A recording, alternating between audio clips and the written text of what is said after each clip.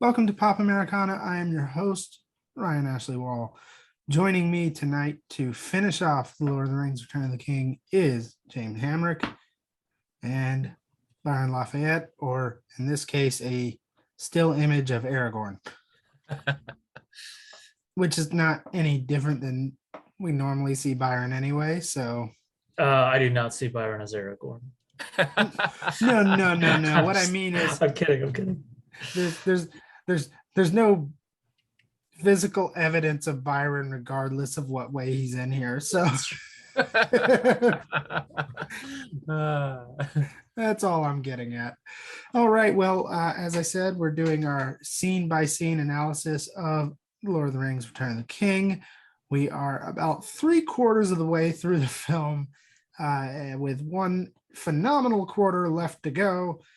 But before we launch into this excellent, what would be half of some other film, let's real quick have some social references and some plugs. Byron, why don't you start us off with what you're doing online? Where can people find you? Yeah, so people can find me. I've been getting a bit more active on Twitter, so they can follow me at Byron Lafayette and see my rantings and ravings on Twitter. I also am on a Letterboxd as well under the same name. I'm not quite as active on there as some people are, but I do a lot of lists on there. I do a lot of rankings and some very, very mild, small reviews on there as well. But if they want to read my work, then they can check out my actual film reviews on viralhair.com. And they can also check out my podcast, Under the Lens with Byron Lafayette. And I actually have 2 episodes that'll be releasing this week and next week. And they're probably going to be pretty exciting. So you should definitely listen to them. Way to tease, Nice. way to tease. One other thing Byron has done, and I mentioned it last episode, or Byron mentioned it last episode, is the IFCA, of which I'm a member. So I just wanted to bring that.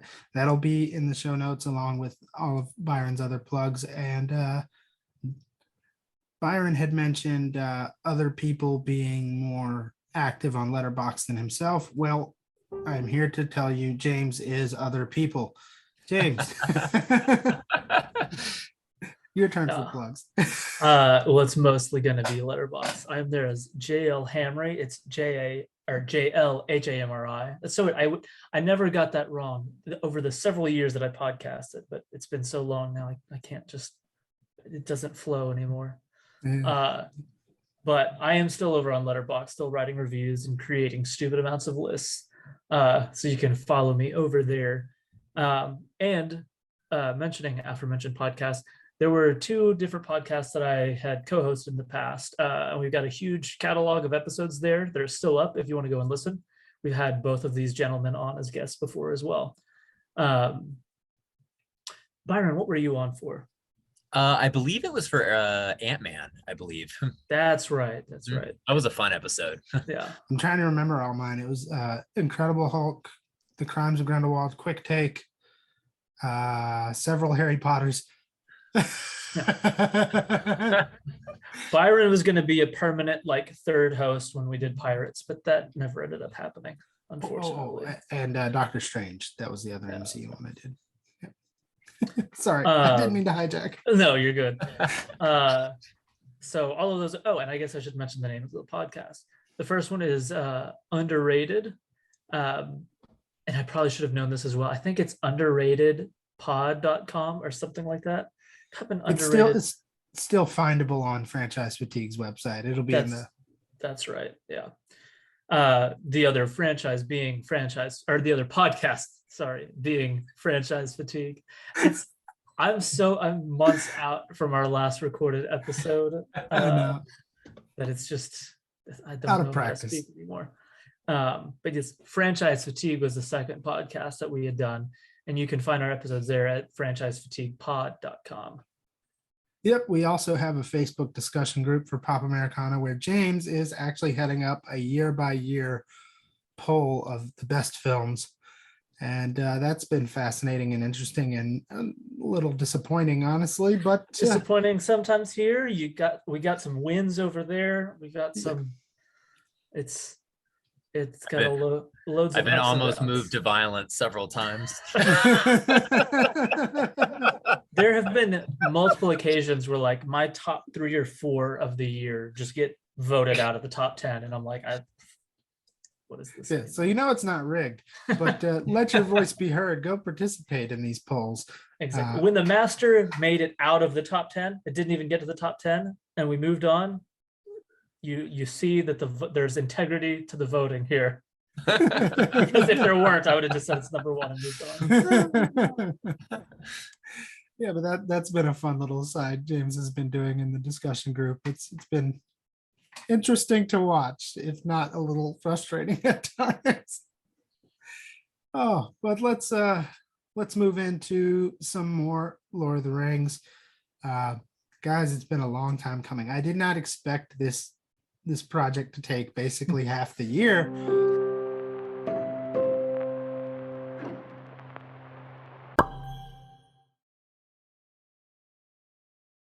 The last quarter of Return of the King, last time we left off, the Witch King was slain by Eowyn, and we sort of jumped a little bit out of order, which we sometimes do to keep flow of the conversation instead of jumping back and forth. So we're going to rewind a bit to the ships arriving at Minas Tirith, which in the theatrical cut, you never got to see Aragorn, Legolas, and Gimli take down the Corsairs. So this could potentially be a surprise for a viewer. I don't know what that's like because I had read the books before I ever saw the movie at this point. But I can imagine the viewer that is a little anxious, and the music kind of plays that way in both versions of the film. But it's not the enemy. What? Yes. Big shock. Aragorn, Legolas, and Gimli jump off the ship, which they kind of more subtly play the trick they did with first taking the Corsairs, which is, oh, it's just 3 guys. No, it is not just 3 guys. It is even if it was those 3 guys, those are 3 guys. But yeah. I love the look of fear in the orc that has been christened the Cat in the Hat orc. Yes. But he's one of those weird orcs that, like, to me has had like a real staying power. Like, oh, it's that, like, what he's just present enough in the movies to be like, I know him. He's a notable orc. And I don't know, seeing his like just the absolute like cockiness in his smile, going from that to like that utter terror, is always satisfying. And of course, orc voices are just always phenomenal. And this orc is straight Kiwi. There's no yes, get off your ships. Yeah. This is a good scene though. It's I mean, it's simple and it's really just kind of a hero shot kind of thing with a one-liner or 2 thrown in Gimli's hole. There's plenty for the both of us. May the best dwarf win. Which is great line. But yeah, it's just really an establishing shot for the fact that the day is saved. Last time, James, Byron and I were talking about how at Helm's Deep you had the elves arrive and it was like, yay, reinforcements, and then it was like bad news, bad news, bad news, bad news, bad news, bad news, bad news, yay, reinforcements were saved. Whereas Minas Tirith is more like bad news, bad news, bad news, reinforcements were saved, bad news, reinforcements were saved. You know, there's more turns and twists to it, and this is the final twist in the battle, because after this, like, you can't kill ghosts, but evidently they can kill you, so unwinnable for the orcs at this point. Yeah. I hate that I missed a lot of the Pelennor Fields discussion, because that, like, the the constant flow is something that makes that battle just absolutely incredible. That Yeah, we were talking about how in battle scenes where they're taking place largely on open plains, it can be easy for the viewer to be disoriented and figure out where everything's happening, who's who, things like that. But for some reason, Peter Jackson just made the most glorious lemonade. his way of like portraying geography is just insane. Yeah, people can crap on Battle of Five Armies all they want, but the way that battle is like structured and mapped out is beautiful. Yeah, there's like troop movements, there's ebb and flow. It's like you could watch a total war simulation of these battles, and it would play out exactly like you would expect. I mean, but yeah, this is less that and more like the win button has been pressed. And at this point, given that it feels like we've been in this hour or this fight for like an hour, it's like I'm happy to press a win button. Yes. the imagery of like the waves of the army of the dead like overtaking Mumakil and stuff is just fantastic. Like all this stuff is great. And we briefly touched on it because I mentioned in the theatrical cut, you never see what actually ends up happening to Gothmog. Actually, you do, but you don't know that you do, because like it's the orc that Gimli axes, like his back is to the camera, and Gimli slashes him after Aragorn like takes his arm off. I didn't know that. Yeah, that's the orc, and in the theatrical cut you see that, but you don't know it's Gothmog. Like it's just it could be any orc. But he was chasing down Eowyn after the Witch King thing. And that scene to me is weirdly tense even still. Like whenever she's borderline, like semi-crippled, crawling away. Yeah. I think part of it is just he's so mean-spirited. It's just such a vile thing. And all of the blah, blah, around, like this guy freaks me out, dude. He's so mad he killed the Witch King like that. They were bros. As bros as they could be. Like it's wild. But yeah, that we see the demise of Gothmog, and one of those incredibly borderline Legolas stunts where it's like, yeah, this couldn't happen, but it's just crazy enough to be like, yeah, okay, this is awesome. What's funny is like, so I saw Return of the King in the theater as a kid, and Legolas was my hero, my absolute unquestionable childhood hero. And so that scene was just like, I couldn't believe it. I was like, this is what Peter Jackson made a movie for me specifically. It was just incredible. And so I grew like that was just, it was grandfathered in. Like the idea of that scene being ridiculous or too over the top was never entertained because I saw it at such a young age. And so it's just like, it is Lord of the Rings in the same way that Sam's speech at the stone window is Lord. Like this is all Lord of the Rings. It's what happened. Therefore it has to be incredible, Yeah. And so I remember after The Hobbit came out and we were all like, we were all understandably criticizing some of the Legolas elements of those films. And then I saw more where like, well, we knew this is where it was going whenever like the last stunt he had him do in Return of the King. And all of a sudden I started seeing people like criticize that as if like that was like his foray into this. And like my adult heart broke because I found out that people didn't love the scene as much as I did.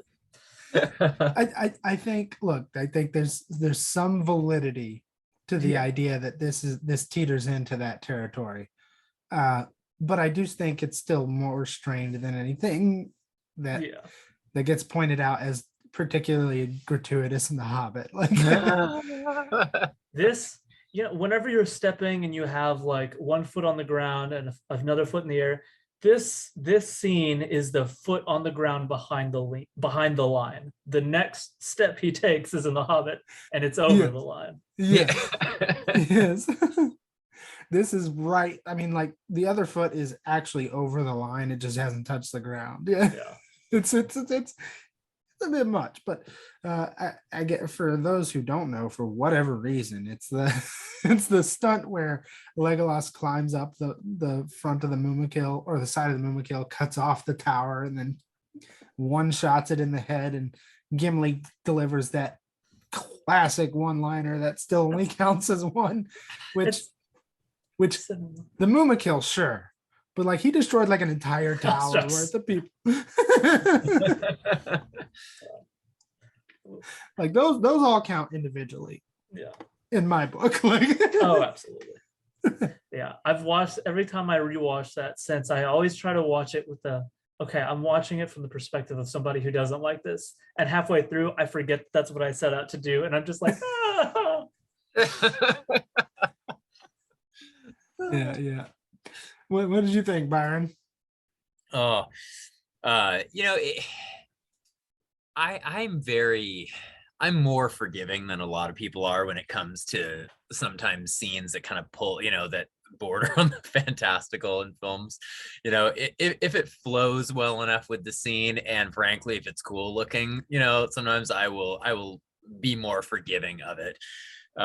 You know, of course, you know, the one where he's running up the falling, you know, wall in the Hobbit, you know, it's a little much, but you know, even then it still looks cool. But I was fine with this one in Return of the King. I thought it was cool looking, it was fun, you know, and I mean, you know, who's to say this can't happen in a world where we have wizards running around and creatures like, you know, the Witch King flying on giant dragon lizards, you know, it's like, you know, who, you know, far be it from me to suddenly judge that, oh, this physics doesn't work, you know. It's like, I had a friend point out that as he's sliding down the trunk, he's like, look at those ridges in the trunk. Those are like inches deep. That's not a smooth surface. How did he slide? I'm like, shut up. yeah. Yeah, it's just meant to be cool. And look, like I was kind of the opposite of James. I was like the hardcore Gimli apologist. But look, Gimli got the kill count at Helm's Deep. We got to give Legolas this. You know, like this is too cool. You know, like he's gotta win something for, like, Gimli is not a pretty killer. You know, like his kills are very clunky and, you know, they're business-like. You know, but Legolas is the showman here, and man, what a show. Yeah.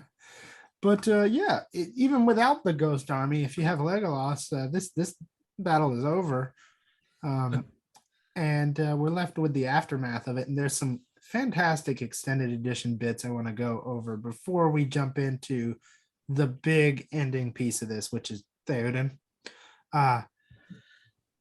So some of this is a little out of order, but I feel like we need to give Theoden like his own dedicated block of discussion. So let's sweep off the end aftermath of Minas Tirith here. First off, I think we mentioned it back in the Two Towers, but there's an extended edition bit, and it was in the trailers too. And I remember in the trailers, I was just thinking, this is the most incredible thing I've ever seen, which is Carl Urban letting out that horrified yell at discovering Eowyn's body crumpled over. Like, that is, man, wow. Yeah. There's movie versions of like portraying like shocked grief and horror and stuff, and then there's like, for people who had to like experience that in life, there's like the real life version of it, like the incoherent shouting, confusion kind of thing. And like that comes across. So like whenever he's got her in his arms and he's on his knees and he's just like rocking back and forth looking around, like he looks like a scared kid to me. Like he looks so childlike in his horror. It like, that scene gives me chills every time. Yeah, it's like and Eomer has arguably, like, going back through this, I've learned that Eomer has like incredibly small screen time. Like, he's in all these movies way less than I thought. And the reason I thought he was in it more is because the impact, every scene is incredible. And this scream of anguish and grief is like man, it's up there with the best acting happening in this film. Yeah. Like, wonderful, wonderful moment. Like, it's horrifying, of course, but wonderful from a cinematic perspective. But yeah, that scene, wow, wow. And then there's another more tender bit, which is when Pippin discovers Merry, and that is pretty cool too. Seeing those two reunited is just good, but I love the lighting in that scene. Like it's nighttime. There's You still have the corpses. smoke. Yeah, it's just corpses as far as the eye can see, you know. And they're just kind of in the shade of a dead Mumakil, and like Pippin's there just telling Merry he's gonna look after him, and it's just like what you kind of imagine somebody finding a wounded friend on the battlefield would feel like. You know, it's this just remarkable humanity and tenderness in the midst of big nope field. You know, I always got the distinct impression that that place just reeked horribly at that point. Like, how could it not? Orcs already smell, you know. Yeah. Stench of like blood and everything, blood, bodies in the air. Dead elephant. Yeah. I've never smelled dead elephant, but I can't imagine it's a good smell. Yeah, but that's a nice little tender scene. I really love it. I mean, I said it every episode, so I had to say it again. Merry and Pippin, gold standard for the ensemble character. Like the secondary guy in the ensemble, they are the characters other characters should be measured against. Their growth from the silly comedic relief from Fellowship to their own separate arc here and their reunion here, where Pippin is the one to say, now I'm going to take care of it. Like, oh my gosh. Yeah, because Pippin was definitely the Sam of this Frodo Sam relationship in the Merry Pippin thing, but now that's giving Pippin way too much credit. Yes it is. Yes, it is. Correct. But now it's a little more justified. We're actually about to see exactly that kind of power dynamic parallel flip happen on the other side of the Hobbit story here. So, I mean, this is obviously a less stakes driven version of that because they're pawns in a grand chess game, and Frodo and Sam are the dang king and rook making their way to the finishing move here. But even so, like, it's just a wonderful relationship, a wonderful dynamic. And I like that you highlight just how tender and sweet that scene is. Like, it really is. And I find myself, I don't know, maybe as I get older, it's the nice sweet scenes in these kind of big epic movies that I'm like, oh, isn't this so wonderful? Like I a friend on Twitter had posted within a longer thread in which she was complaining about a lot of modern blockbuster movies with complaints that I largely agreed with, which is the efficiency of the modern blockbuster comes at the cost of tender, inconsequential moments oftentimes.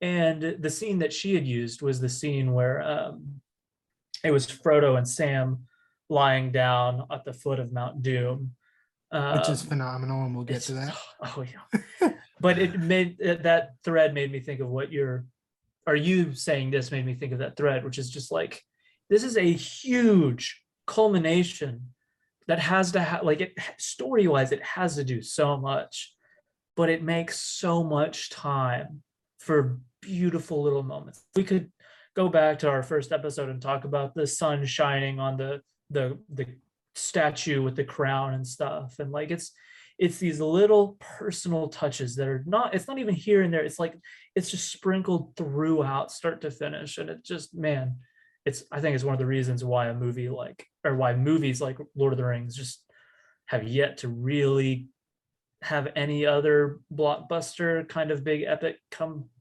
close. Yeah. Yeah, for sure. And with that being said, we're going to move into probably the most heartbreaking and tender scene amongst all this smoking and wreckage, and is a little more on the grandiose side, but that doesn't stop it from being just wonderful.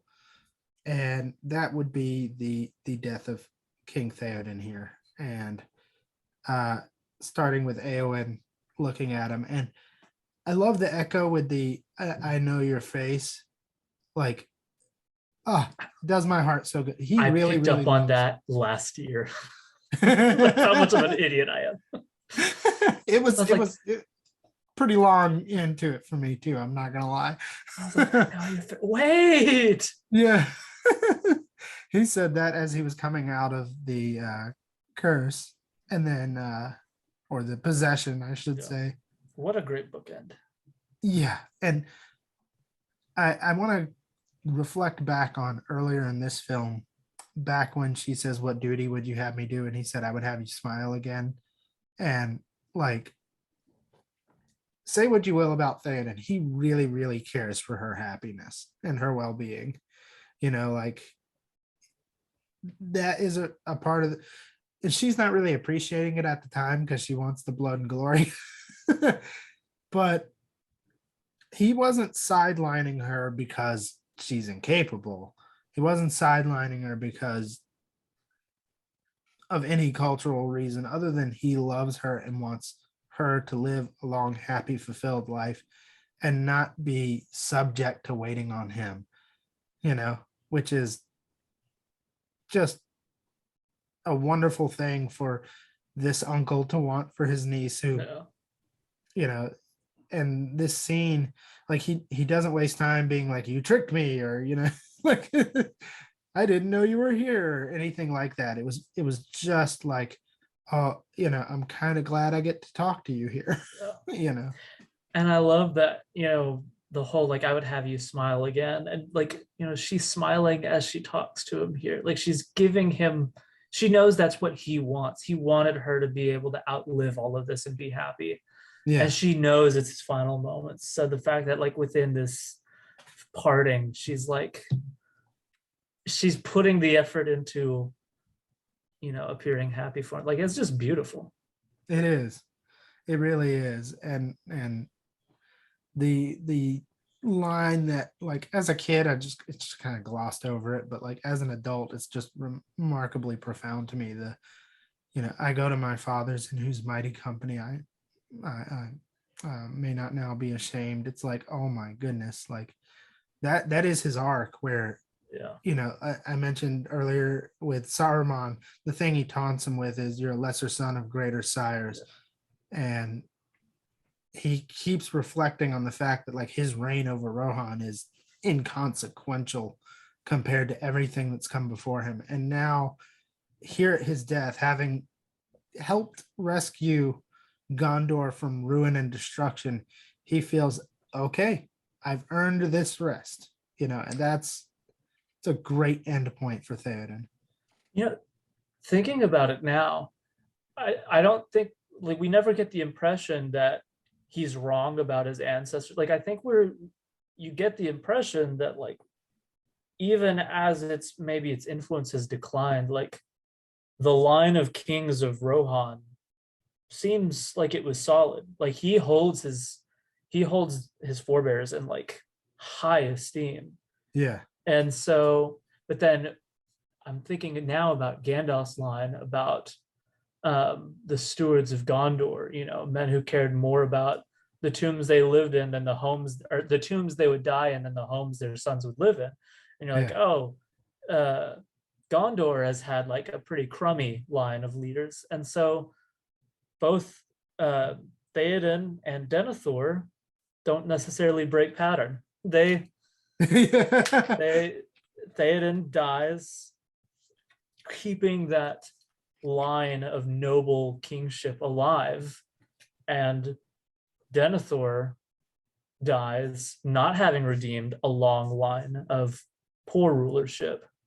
And so they both to their end are bound to the I guess status quo of the previous lords. Yeah, that they embody their culture, and which is a sad thing for Denethor, but like a noble thing for Rohan. There's a passage in the book here that is interesting to me. Faramir talking about the people of Rohan, which is so cool because he says that, you know, they're fierce people and we love them. Like, it's interesting knowing he goes on to marry Eowyn, Yeah. already respecting Rohan, you know. But anyway, so in that he talks about they love battle more than we do, you know, like these people are all about their heroic, you know, like this, that's what Rohan does. Like when it comes to it, they will throw themselves, mountains of bodies and all, just to accomplish whatever needs to be done in the moment, and they'll do it joyously. They'll ride knowing their deaths are around the corner and do it with a smile. You know, that's sort of what Theoden is. And that sounds crazy, but it's a more noble, way than I'm putting it. But yeah, Theoden embodies that heroic sacrifice, self-sacrifice, and just general competence of the leadership of Rohan that you were talking about, James. And Denethor embodies that decadence and decay.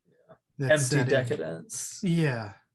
And ironically, the quote, them saying, you know, they cared more about the tombs they would be buried in, and Denethor didn't even get one of those. Yeah, and last episode I mentioned too the whole we shall be burned like the heathen kings of old, being a reference to the Numenor situation with the human sacrifice and burnings to Sauron. Like that line is so incredible, but like haunting to me. There's something we will the burn delivery like the heathen too. kings of old. Like, oh, yeah, he doesn't laugh like a Frenchman at the end of it. You know, we shall burn like the heathen kings of old. Ring with an oil. Oh, that's hilarious. But yeah, Denethor flambe aside, the last moments of Theoden do put the capstone on that constant comparison between Denethor and Theoden, and give this incredible character a beautiful send off. And again, with grief here, the understated just sobbing of Miranda Otto as Theoden finally passes. It's very short, very, very short, but it's just a couple little sobs. It sounds so real to me. Yeah. It's good. It's really good. And then we move last thing in all this, which is the Army of the Dead being dismissed. And Aragorn showing that, like, I remember First thinking flaw in leadership. I was gonna say his great virtue in leadership. I'm be honest, as a kid, I was of the same opinion though. Like I was like, dude, Gimli's right. Like, we should be taking these guys to Mordor and just have this over quick. Yeah. You know, but I think what stops all that is you gave us your word. Mm-hmm. And like Aragorn's like, yep, I did. You know, so it's a little scene, and I don't know what it is, just the body language and the facial expressions of Gandalf coming up to look at everything. It's I think the same thing. And he's very approving of Aragorn and all this. Like all of it's good. That's okay. So whenever he walks up, you get the idea that like, or not even the idea, it's pretty obvious. Like Gandalf has been rooting this entire time for Aragorn to become king. Like this is what he's wanted.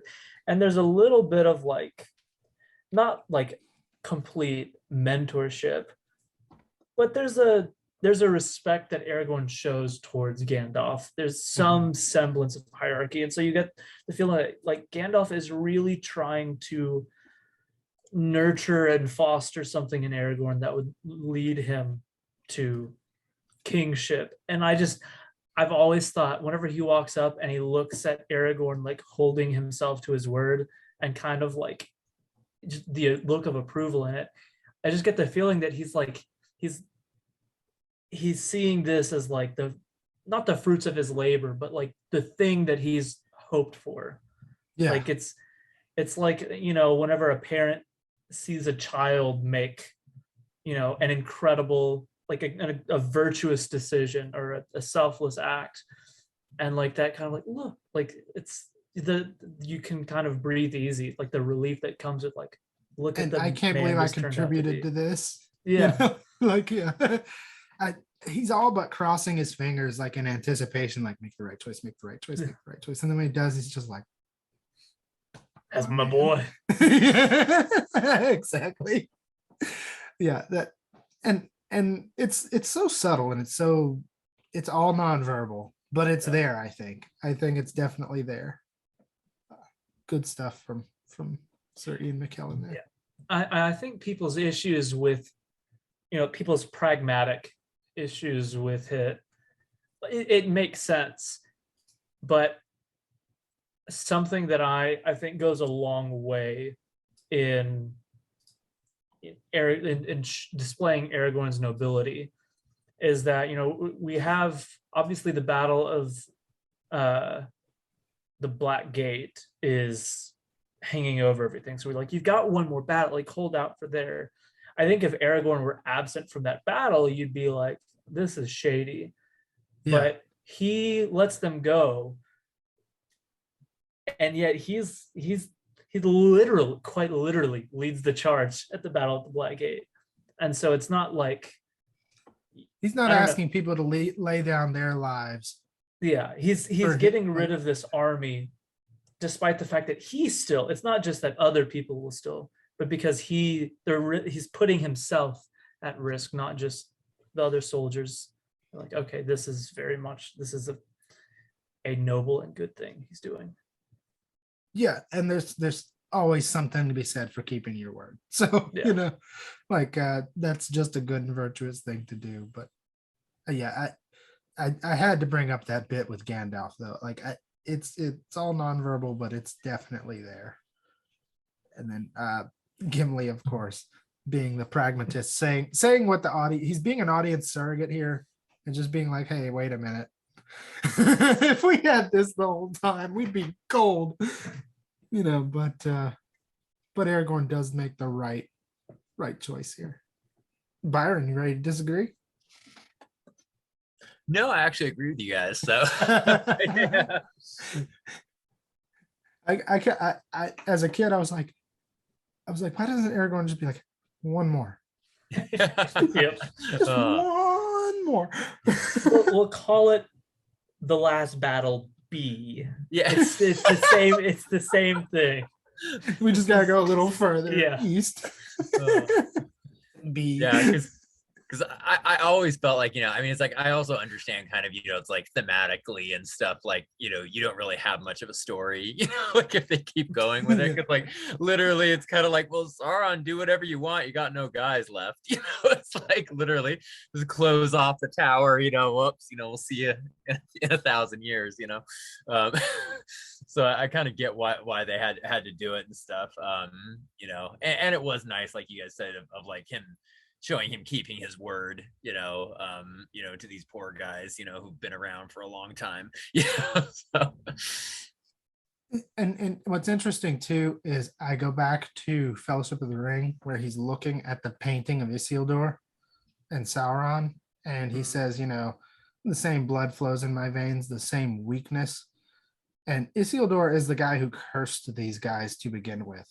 And that's interesting. Aragorn here is being tested in the same way, like, okay, I have the power to hold this over them, but they finally held up their end of the bargain. I have to hold up mine, you know. So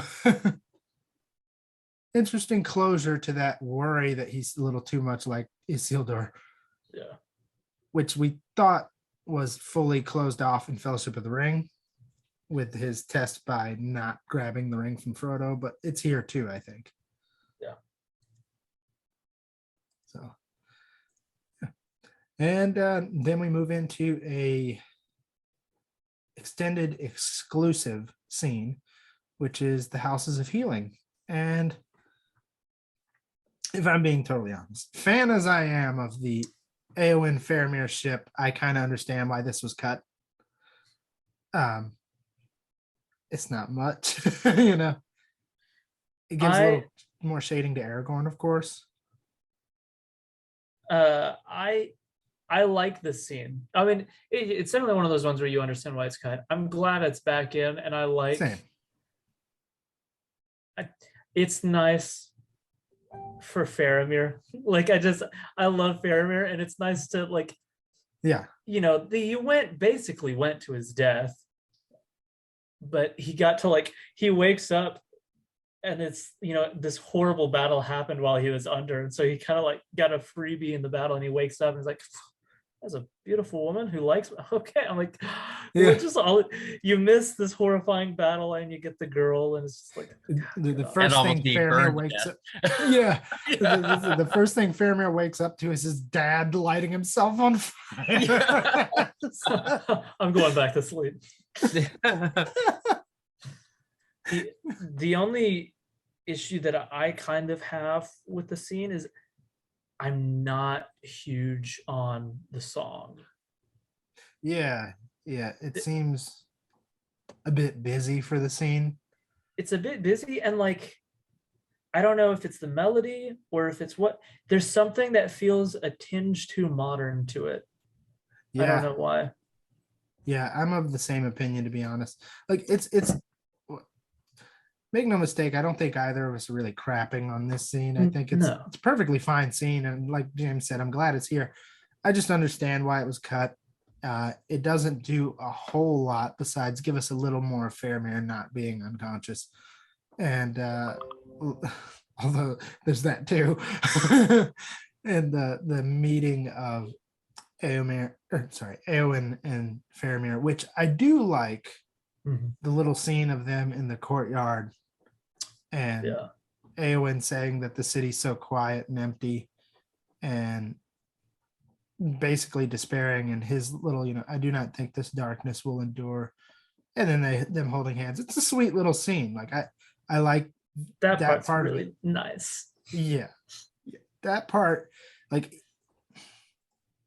I would have a hard time cutting around this scene if I was making my own cut, you know, because like I could do without the song and the healing process itself. Like, okay, whatever. And it, like I said, it does end a little shading to Aragorn about being a bit of a healer himself. It's something else that I do really like about the scene is we kind of continue the imagery of like a very childlike Éomer, like where he's just like sitting with his arms on his knees at Éowyn's side. Like I think that's really that's a great picture of his love for her. Yeah, it's not in any way a worthless scene. You know, I just understand the need to move on, and if something has to be cut of all the things we've talked about being extended, I kind of get why this one was clipped off. Thank God that we had Peter Jackson, you know, like controlling everything with this film, because I feel like in the mid 2000s, if this was under anyone else, we would have had like a Three Doors Down song playing or something. If I go crazy, then what's funny is like you say that, and I'm kind of with James. Like it's not that egregious, but it is a little off. It does feel more modern. It does feel more intrusive into this world in a way that all the rest of the music in this entire franchise has been incredibly well incorporated, and this just feels a little asynchronous. Yeah, Ryan, you and I have had this conversation a lot about how like it's not that I have to know that the music I'm hearing is period appropriate. That never happens basically with epics. But a cinematic language is established and parameters are established. And so whether it's May It Be or what I know we'll talk about later, Into the West, like you fool yourself into thinking that like this fits the established language and it sounds right. But there's just, and I don't know if it's me, it sounds like it may not just be, but it's though there like something like Into the West gets to be included and feel totally at home. But there's just something about this that I'm like, I don't know, it feels a little. It's not as off as something like I See Fire. Yeah. But and to I See Fire's credits, it is relegated to the credits. So but here, this is, I think, in the body of the films, of all 6 films, this is, I think, the most intrusive the music feels, where it's like, it doesn't feel like it's coming from the world like everything else does. It feels like, oh, this is a track slapped over a scene. Like, yeah. And I don't know if it's like, if I'm also being unfair because like I know Liv Tyler is doing the vocals in it. And so it sounds, I'm like, oh, they asked Liv Tyler to sing a song that we're going to place over this. And it's just, I don't know. It starts to remind me of behind the scenes stuff within when I'm wanting to be like lost in this. And I don't know. And it's not that she does a bad job. Like, I think it's a perfectly fine song. Yeah, she has a nice voice too. It's just, doesn't fit the context. Yeah. That's all. And okay. Well, we're going to cut away from all this and check back in with Frodo and Sam in the Tower of Cirith Ungol, which is an extended scene. And I love the extended bits. We'll get to that. But it starts off with Frodo being tied up naked in the tower and these 2 orcs fighting, which I just know James and I are going to have to talk about this because there's a line here that always sounded very different than what is actually supposed to say. Which and what's funny is I feel like it's intentional. I felt like it was intentional at the time, right? Because the scene, Frodo's in the foreground, and in the background are the 2 orcs arguing, and one of them says, "Hands off that shiny shirt, it's mine." But it sounds like, "Hands off that shiny shit, it's mine." And the other one's, it's going to the Great Eye along with everything else. And Frodo checks himself, to see like, oh crap, I don't have the ring. I mean, he doesn't pat with his hands because he's bound up, but he's like, oh no, I don't have it, And when I was younger, hearing that wrong, I thought, oh, he thinks they're literally talking about the ring right now. Like, it's not the mithril coat, it's the ring is the shiny shit. Like, crude language aside, that's what I thought the guy said. It wasn't until I watched this movie with closed captions that I realized I was wrong. Yeah, my sister, who was like the first Lord of the Rings fanatic in the family and basically proselytized us all, when she first saw it, she came back and was like, I was up at like 2 a.m. whenever she got back from the theater because I'm like, how was it? It was incredible, blah, blah, blah. She's like answering all of these questions and she loved it. She's like, the only weird thing was like, it had like a cuss word in it. Like the only one in the trilogy, it felt weird. Yeah. And I was like, really? That's weird. You're one and only word. We definitely thought that's what he said as well. It would come from an orc too. Like if there was gonna be one. And that's what she said, talking to her little homeschooled brother. She's like, it was only to show the evil of the orcs. And I'm like, okay. Yeah, the most mundane swear word coming from the orc. Yeah, that's the face of evil right there. Yep. But yeah, jokes aside, these orcs though, like we always talk about it whenever we have a chance to talk about orcs with lines. Man, their voices are great. Like everything about orcs talking is just wonderful. Mm-hmm. I love, and especially orcs talking to each other. Yes. Like it's an added bonus. Yes, they're just the orc culture is so like, it's like the worst locker room in America, you know. It's they're just they are harsh with each other. They are incredibly rude. They are just disgusting in the worst way possible. But it's just like weirdly charismatic. Yeah. Like I could watch an entire like mini series of just orcs on a quest. Yeah. Like that would be fun. Like give me that little vignette of Middle Earth life. You know? And this particular orc, dude, like credit to him. He's a BA. He's pretty sick. There's so many like WWE moments happening in this. The leg kick is incredible. Yes, the double leg drop kick out the window. My favorite is extended only, but it's the one orc that picks up the chicken and just beats the other orc with the chicken leg. I've never noticed that. Holy cow. It's hilarious. Like there's just like a chicken like sitting on like a spit, and he just like grabs the leg and it hits another orc with it. I say, like in the talking about extended bits added to that, I remember watching it as a family, and my mom doesn't typically do well with like violence. And in the extended edition, an orc grabs a boulder and just straight smashes another orc's head. And I just remember my mom going, "No!" Like I guess we should mention they started fighting like just overnight. Tried to knife me. Yeah. And then he kicked the orc like posted over the hole, and then he just kicks him down. It's so tactile, so brutal. And I love the orc that fell down when he says the scum tried to knife me, kill him, and he just unsheathes and just swings out. Like it's just great. But this little orc civil war happening in Cirith Ungol is just delightful. Like Yeah. Peter Jackson was having fun with this. Yeah.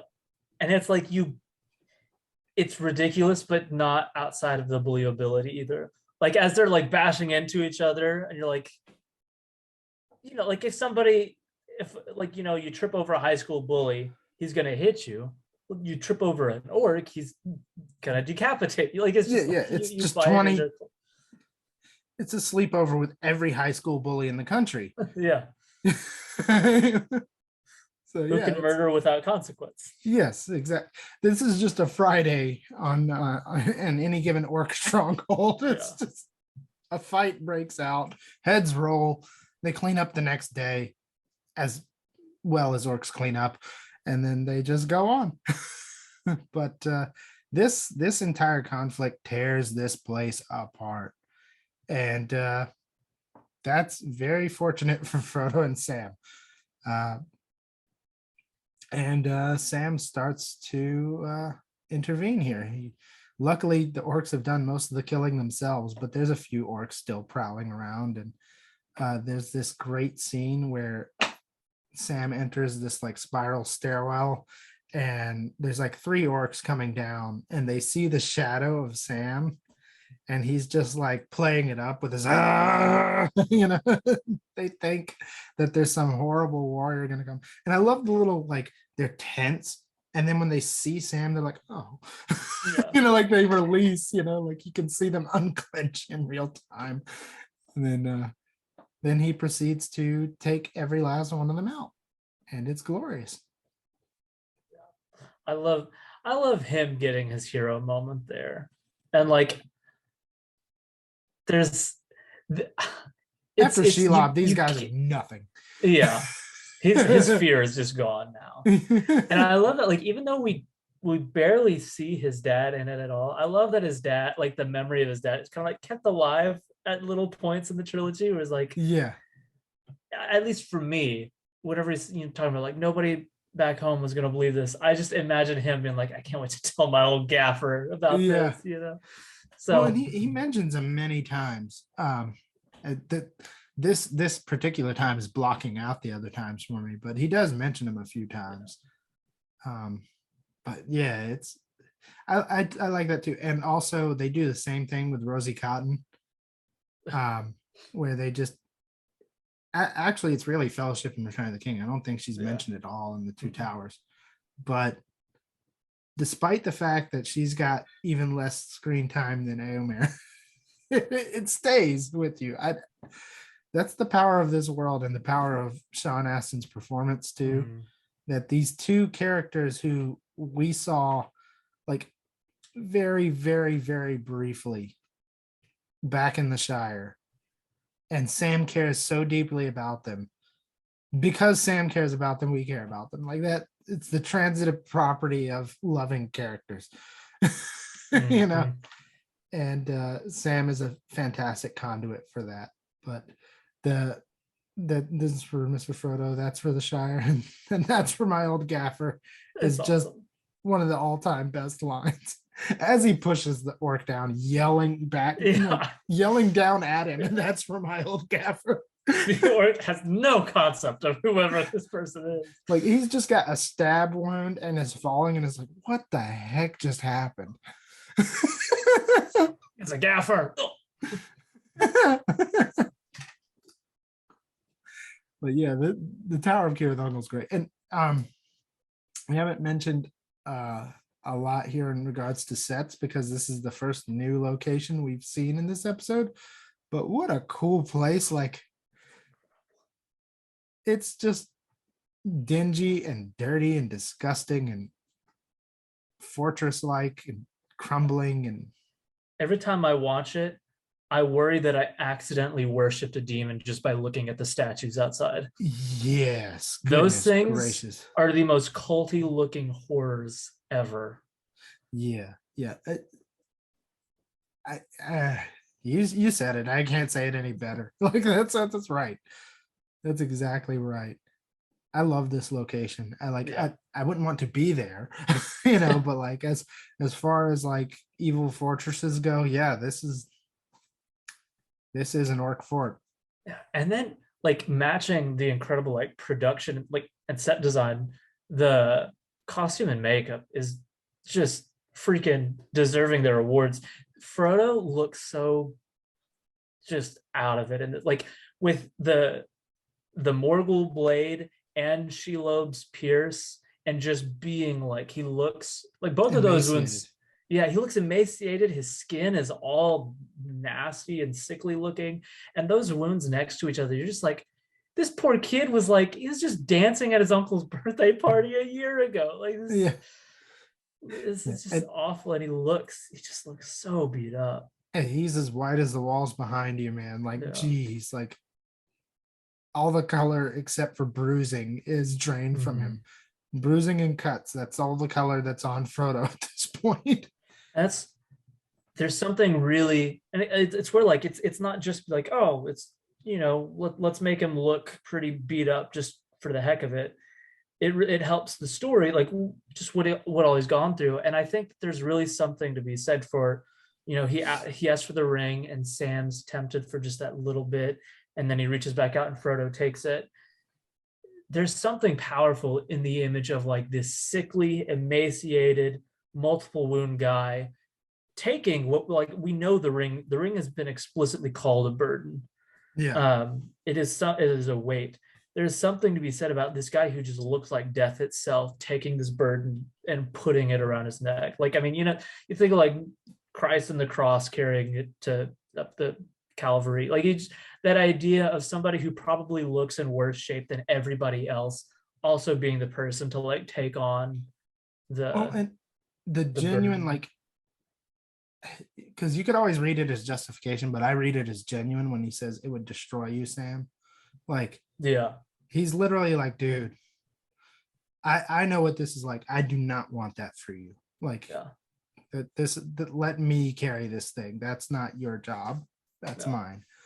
And yeah, like, and people give a lot of like, there's a huge common misread of this where people read this passage in the book and they say, well, see, Sam's the best. He wasn't even really tempted. The worst he would have done is build a garden.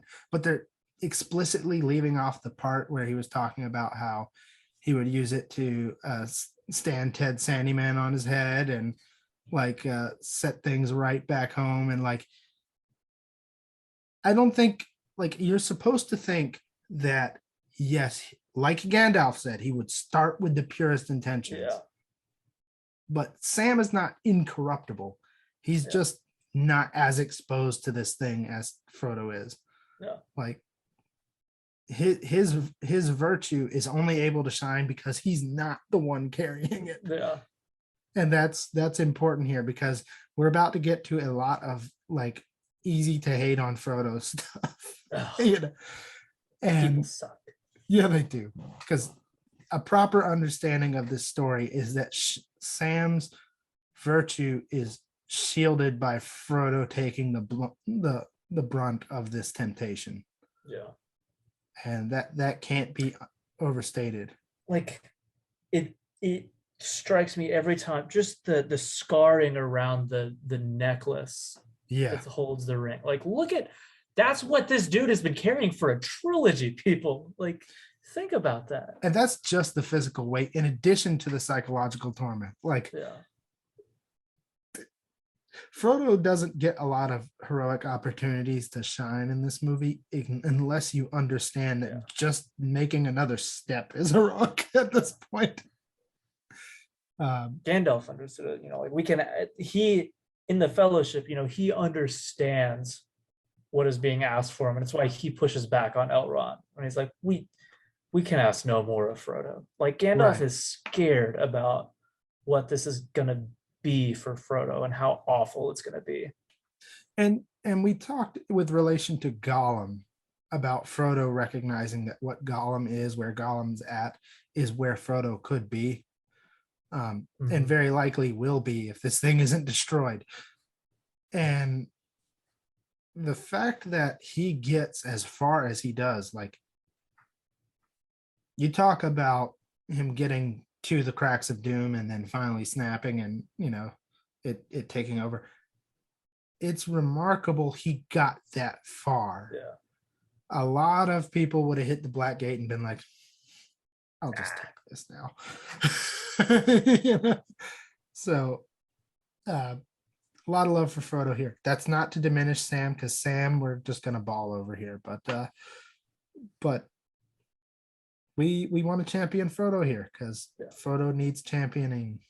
Unfortunately, it shouldn't be that way. Should be obvious.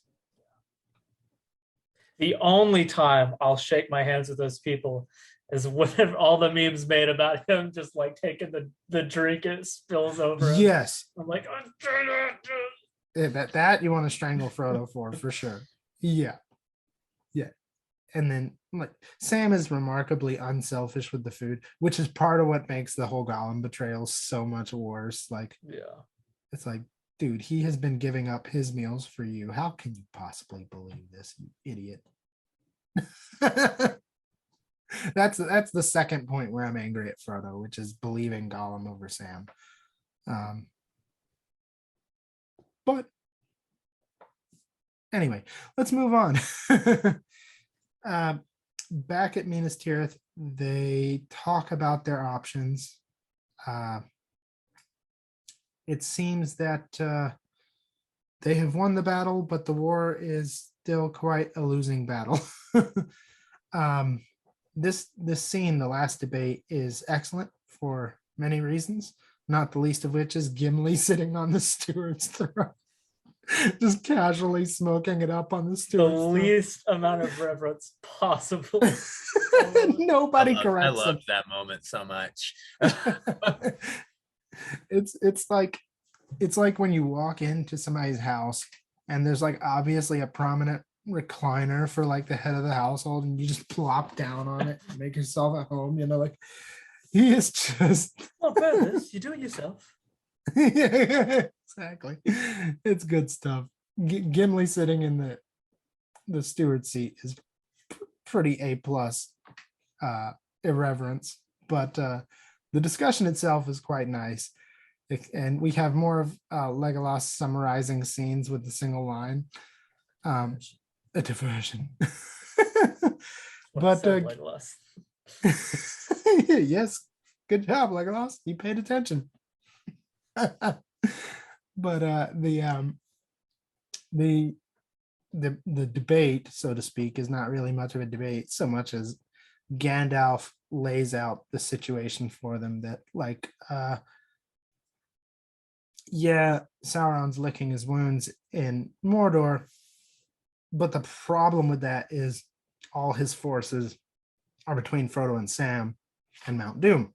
So this situation of sitting here and waiting is not necessarily a winning strategy if Frodo and Sam just get caught being in Mordor.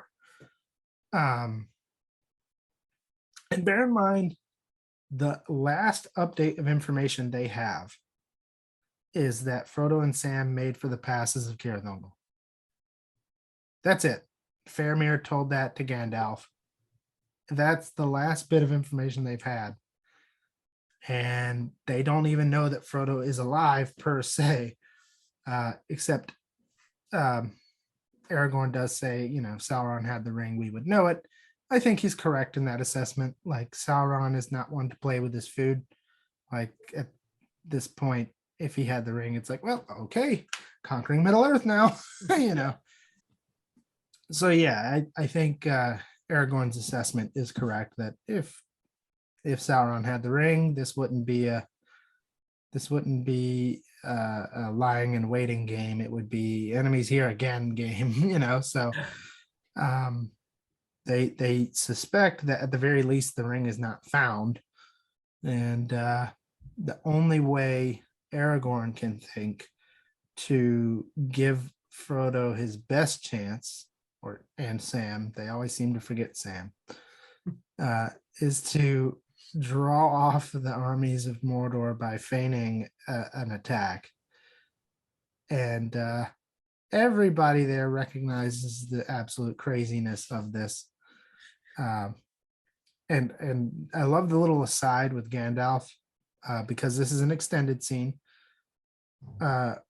where Gandalf says, you know, Sauron won't take the bait. He's going to suspect a trap here. And Aragorn's like, oh, I think he will.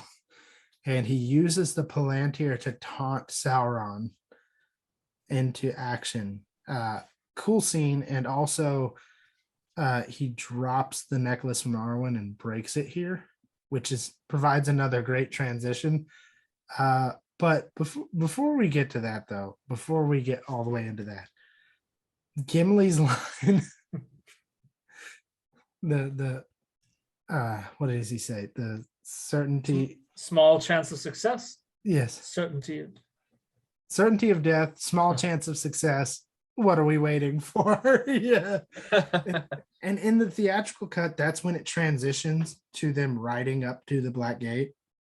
But in the extended cut, it has that aside with Gandalf and then the scene with Aragorn and the Palantir. And it works way better this way.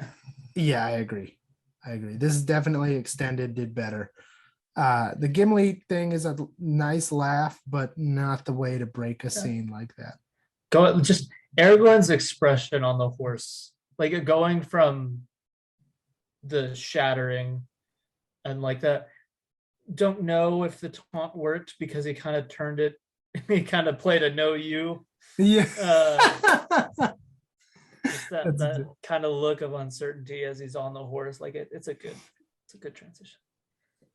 Yeah, and just the we don't linger on the breaking. Like we don't have the scene of Aragorn like scrambling to pick up the pieces or anything. We just break from the into daylight and they're on horseback, and the music here is great. You know, nice rendition of the Gondor theme going on. Good stuff. Good stuff.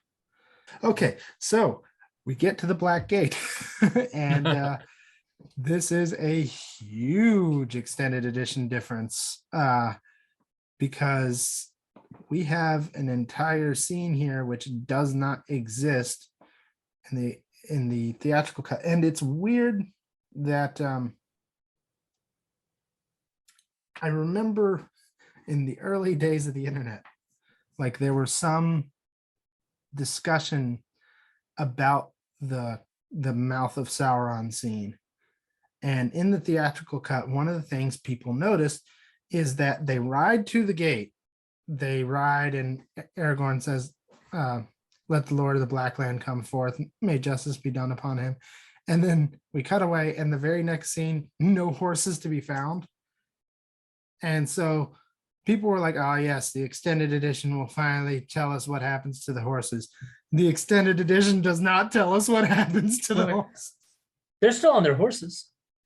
Not when when he gives his speech, right? And then after that, they're on foot. Because he charges on foot into the battle. Well, okay. I guess he pulls a bye-bye bill after he gets back. No, but like many of them pull a bye-bye bill. Like there's like 50 or 60 horses that get just dismissed here. Dang it. Okay, that's true. But like there's one of those things, like I remember people being like, ah yes, the extended edition will let us know what happens to Brago and the other horses, but no.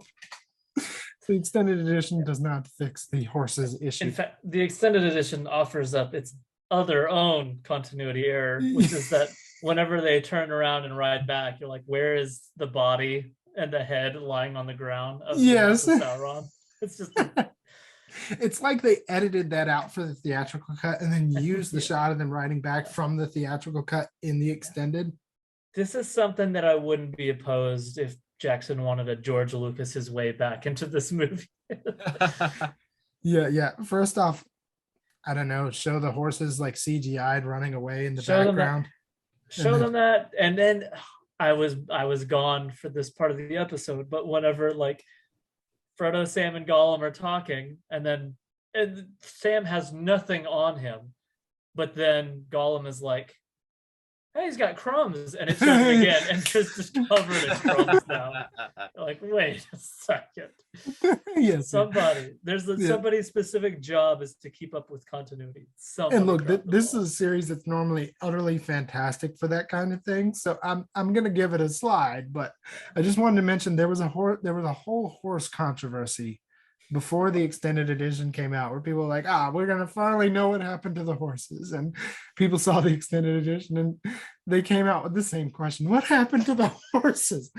So that's the least important thing about this extended edition change, though. The most important is the mouth of Sauron himself, an emissary, a really, really gross emissary. And honestly, like, look, we can give Chris Nolan a hard time for unclear dialogue all we want, but this guy is a progenitor of unclear dialogue, such that there was also a meme of, I have a Tolkien I was bidden to show you. In this case, to me, I never felt I didn't understand what he was saying. He just spoke very weirdly. Yes. And I freaking love it. Yeah, I love the mouth of Sauron. I love him. Aragorn looks like disgusted at him too. He's that one shot of him going, yeah, like I wish that was a GIF. That needs to be a GIF. It does. But like he's the mouth of Sauron. It's just, I love that we're in the final moments of the final entry of this trilogy, and we still have one last like, what the frick is this thing? Like, he's literally leading in like the first out of an army of disgusting orcs, and even he's still like I look at him and I'm like, oh, this is weird. Well, they enlarged his mouth too. Like they like his mouth, like normal human mouth like this, and then his mouth is like this. It's like it's cool. The special features, which are such an awesome resource. Yes. Watching that and seeing how they came, all the different designs, like how they came to this particular one, where they're like, they toyed with like doing a vertical mouth that would talk like this, and like they're like, well, how do we make it just weird? And somebody just enlarged it, and you're like, it's that weird thing where like the human brain understands that like proportions are such a big deal to the human brain. Yeah. Like once you change something, once you take an eye or a nose or a mouth, once you make it wrong, it stands out so bad to us. Yeah, and the funny thing is, like, obviously when I saw the extended edition, the first thing I did was popped it in and watched the extended edition and then binged all the special features. Like that's Like a what you good do. American. Yes, like so I remember not explicitly not thinking that the mouth was bigger, but that there was something wrong with his face. Like I couldn't pick up that the mouth was specifically bigger. And that sounds silly looking back, because like it's noticeably bigger. But it's not like the whole bottom half of his face, like from here down his mouth. It stops at the same point. It's just encompassing more of his face. And It's so nasty. Like what looked like ritual cuts on the side. I'm like, yeah, that's what is the design more than the size of the mouth that was drawing my attention at the time. And I think the size of the mouth is exactly what helps us to focus on those details that are just gross about the whole thing. Like, man, I love the performance. Like, it's such a weird idiosyncratic thing, like the weird turning his head to whoever he's looking at. Oh, it makes noises too. Like, what is this thing? What is I love it's a small thing. And I mentioned it with the orc in right outside of Shelob's lair, and he's like he goes limp as a boned fish. Like they just make noises. Like, and the mouth of Sauron is kind of like, you get the feeling he's been talking to a lot of orcs. I want to know, what is this guy's life like outside of this? He's just walking around Mordor like, hey, like what? I get the feeling he's like the middle manager everyone hates, and like, I think, yeah, like I can't imagine one orc remotely liking this guy or respecting him. Even like they feign respect because it's the hierarchy, but like if this is a teacher, they're definitely spitting spit wads as soon as his back is turned. Like that's my feeling of this guy's like nobody likes him. no peers, no like I'm sure the Witch King is just like, what is it? Like, I just none of the orcs are crossing the Witch King, and none of the orcs are brave enough to talk about him behind his back. But they hate the mouth of Sauron. Yeah, like the mouth of Sauron is the middle management guy that the moment there's downtime. I'm gonna have to ask for Frodo's ring. Yeah, that's how I feel about him. It's like I'm sure he's really high up in the rankings, but I get the feeling that he's just not respected the same way.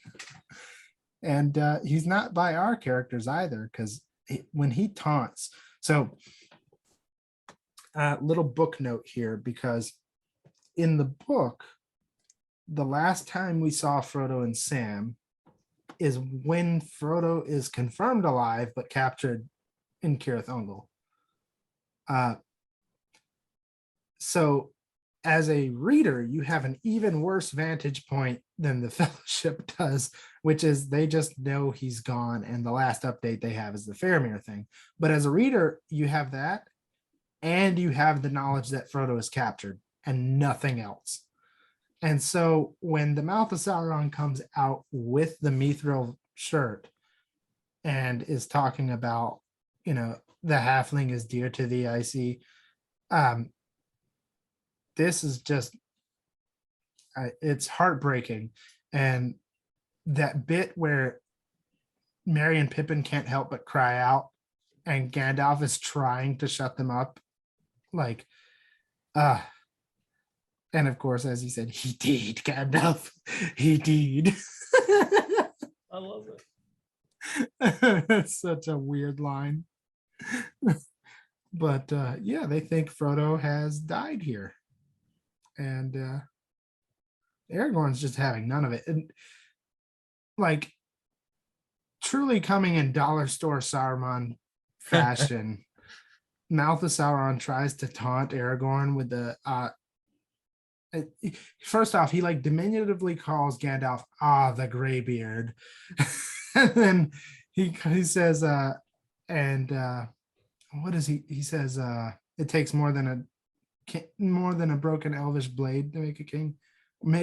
Takes more to make a king than a broken elvish blade. And that is the last thing he gets to say before Aragorn just decapitates him right there. And my favorite Gimli line. I guess that concludes negotiations.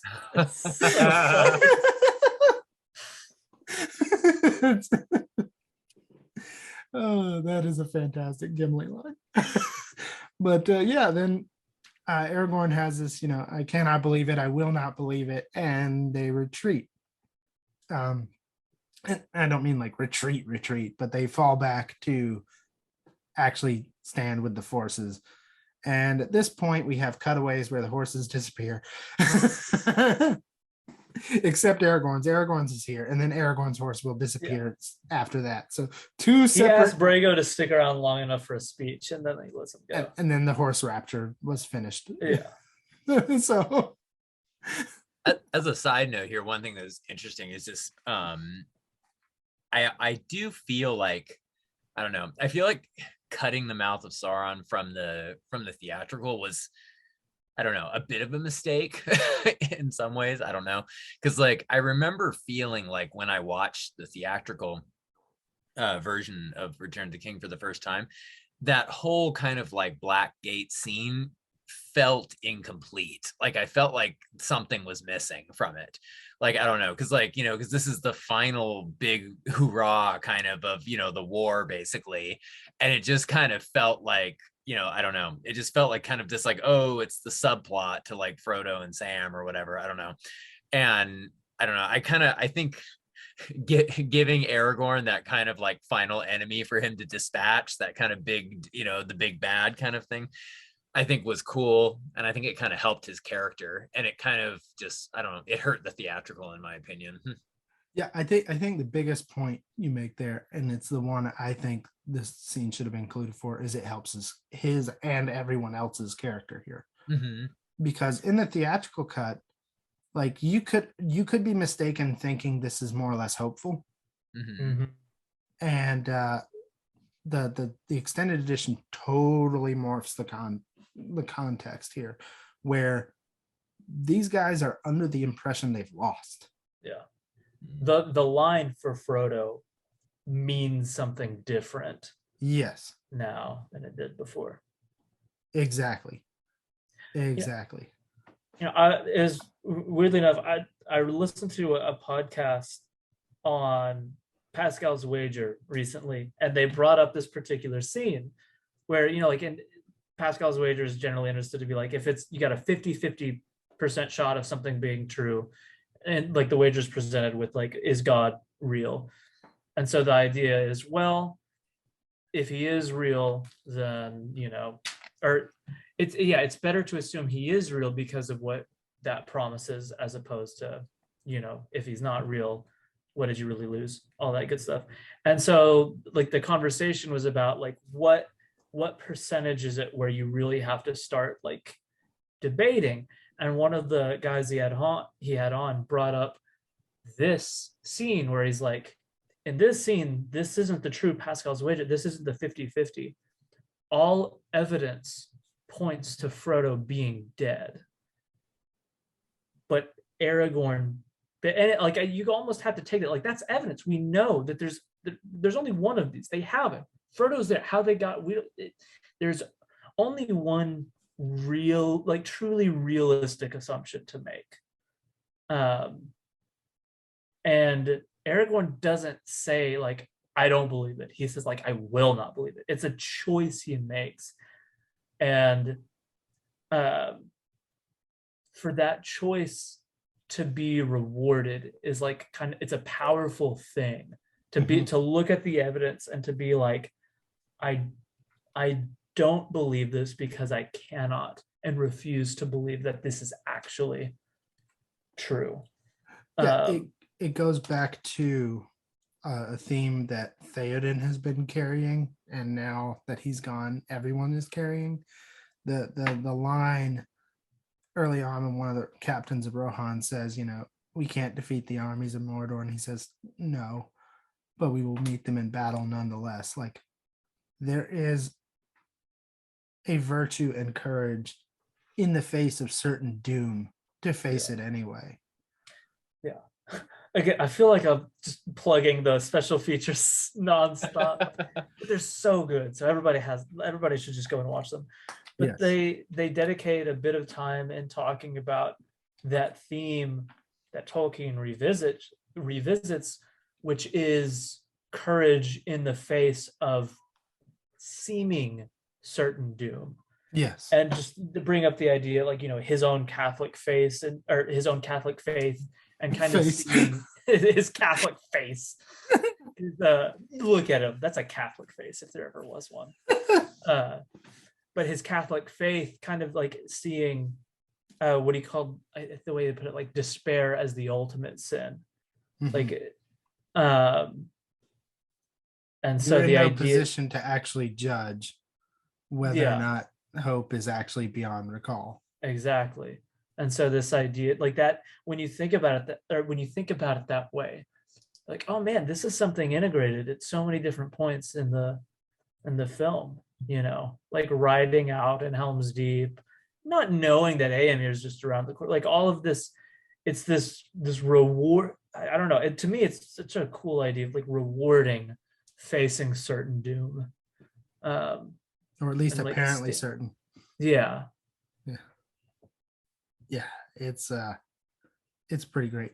And also we have the flip side of that, which is Denethor, who has seen, by all logical accounts, he seems to be right. Like, Yeah. if you were to host a Middle Earth presidential debate between Theoden and Denethor's like, look, guys, it's all over. We've lost. What's the point? Like, all the data's on his side. Yeah. He's not wrong. And Theoden wouldn't even disagree with the analysis that we're done. We've lost. The difference is in policy. What do we do about that? And speaking Theoden of policy, just screams death. yeah. Yeah. I This love campaign slogan. Theoden 2024. Death. But I mean, I love, speaking of policy, like a line that's really stuck out to me from Denethor is whenever he relieves Pippin of duty, and he's like, "No, go and die in whatever manner seems best to you." Like that's Denethor. Now it's like, listen, we know we've lost, so it's the most we can try to like scrounge out of this is like, what? Let me at least try to find the best way to die. Like, how can I at least let me be in charge of my death? Which in a weird way is also kind of Theoden's mindset, but the way what he elects to do is, well, if I'm going to die, if it's going to be an end, let it be such an end as to, like it's, it's been part of this whole thing. And I think that like Theoden has been mostly carrying that theme, and it's been juxtaposed with Denethor. And now that both of those guys are gone, we've just reintroduced it. And I think it's better to have it, and the film is stronger for it. So I'm pro Mouth of Sauron. I wish the editing was a little tighter with some continuity errors here, but overall, I rubber stamp Mouth of Sauron. Yeah. And Lord of the Rings has held up largely remarkably well, but the shot of the horses riding back from the Black Gate screams green screen to me. Yeah. That shot doesn't hold up anymore. Like, it's very clear that they aren't standing in front of a Black Gate. Yeah, I'd be very okay with a light touch special edition on all these films. And I do mean a light touch. It needs kid gloves. Like the one shot to me in all the trilogy that absolutely doesn't stand up is Legolas jumping off of the cave troll in Moria. Like, I just see just rubber Legolas popping in front of the camera. The quest for Camelot. This is, I don't want to get us off track too much. What are we? Right? Okay. We're the kings of getting off track. So this may be very controversial, but there are two changes that I would welcome. One of them, I think people would be like, I don't like it, but whatever. I wouldn't be upset if the firework dragon were slightly changed to look more like Smaug from The Hobbit. Yes.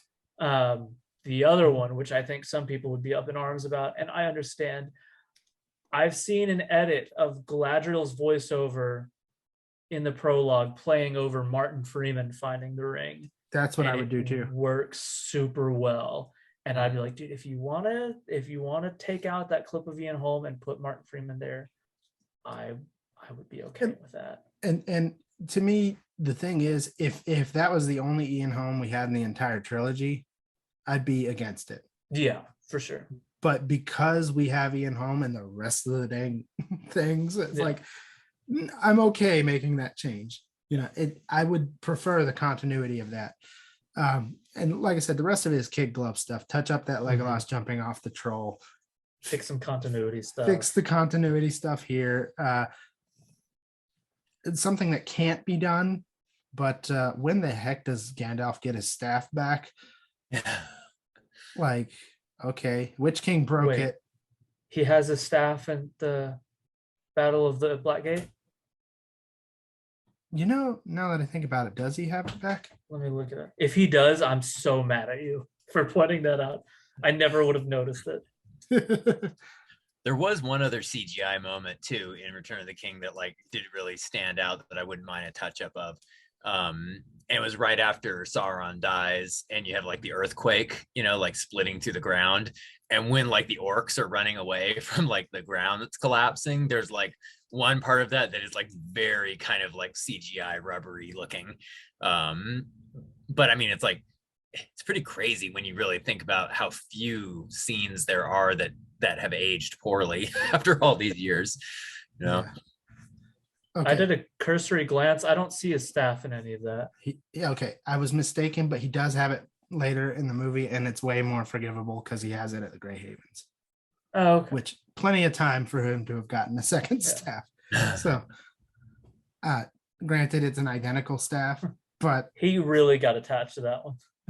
He's got the blueprints somewhere. Yeah. He hid it behind wherever he pulled that Isildur file out at Gondor. He hid it wherever he got the first one. He just kind of shows up and he's like, hey, I got this stuff.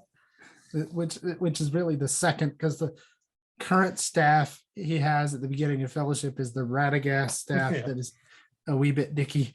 That's such a weird expression. Yes. But yeah, gosh, where were we? We were off on the tangent of continuity errors. I think we mostly discussed the entirety of the Mouth of Sauron bit. Yeah, he's back. I think we should clean up a bit with the rest of the Battle of the Black Gate. Like there is one thing, an edit they made that was movie saving, because it was originally intended that the shot of Aragorn looking kind of mesmerized as like the Eye of Sauron is kind of flaring up was supposed to be Anatar, the giver of gifts, Sauron appearing in fair form to tempt Aragorn, and then switching over to his Fellowship of the Ring prologue form, fighting Aragorn. And they wisely decided, let's just CGI this and make it a troll instead. I think you have to answer some weird questions if Sauron is bodily fighting Aragorn there. Like, first off, it contradicts, regardless of what you think, like there's reason to believe in the book that Sauron is bodily there. But in the movie, Saruman has told us that Sauron cannot yet take physical form. So for the purpose of these movies, having him there, and then also we have the Eye of Sauron on the top of Barad-dûr. So if he's fighting Aragorn on the ground and he's the eye on, what are we doing here? You know, it's a little too much. I'm glad they decided to make the executive decision to turn this into a troll. I think it was a good move, and I think the whole troll fight sequence is actually pretty good. I can't believe after having heard that, I can't believe that it was edited to be something else. Like it feels like it was always intended to be the troll. Yeah, it's definitely it's weird. Like I understand why that was an idea that they would have toyed with, Mhm. and in a way, like I like going for some sort of like weird, surreal moment, and I could imagine a world where like this very beautiful elvish figure is kind of tempting him. Could be cool, but like you said, it's cool in the moment, and then after it happens, it invites way too much confusion.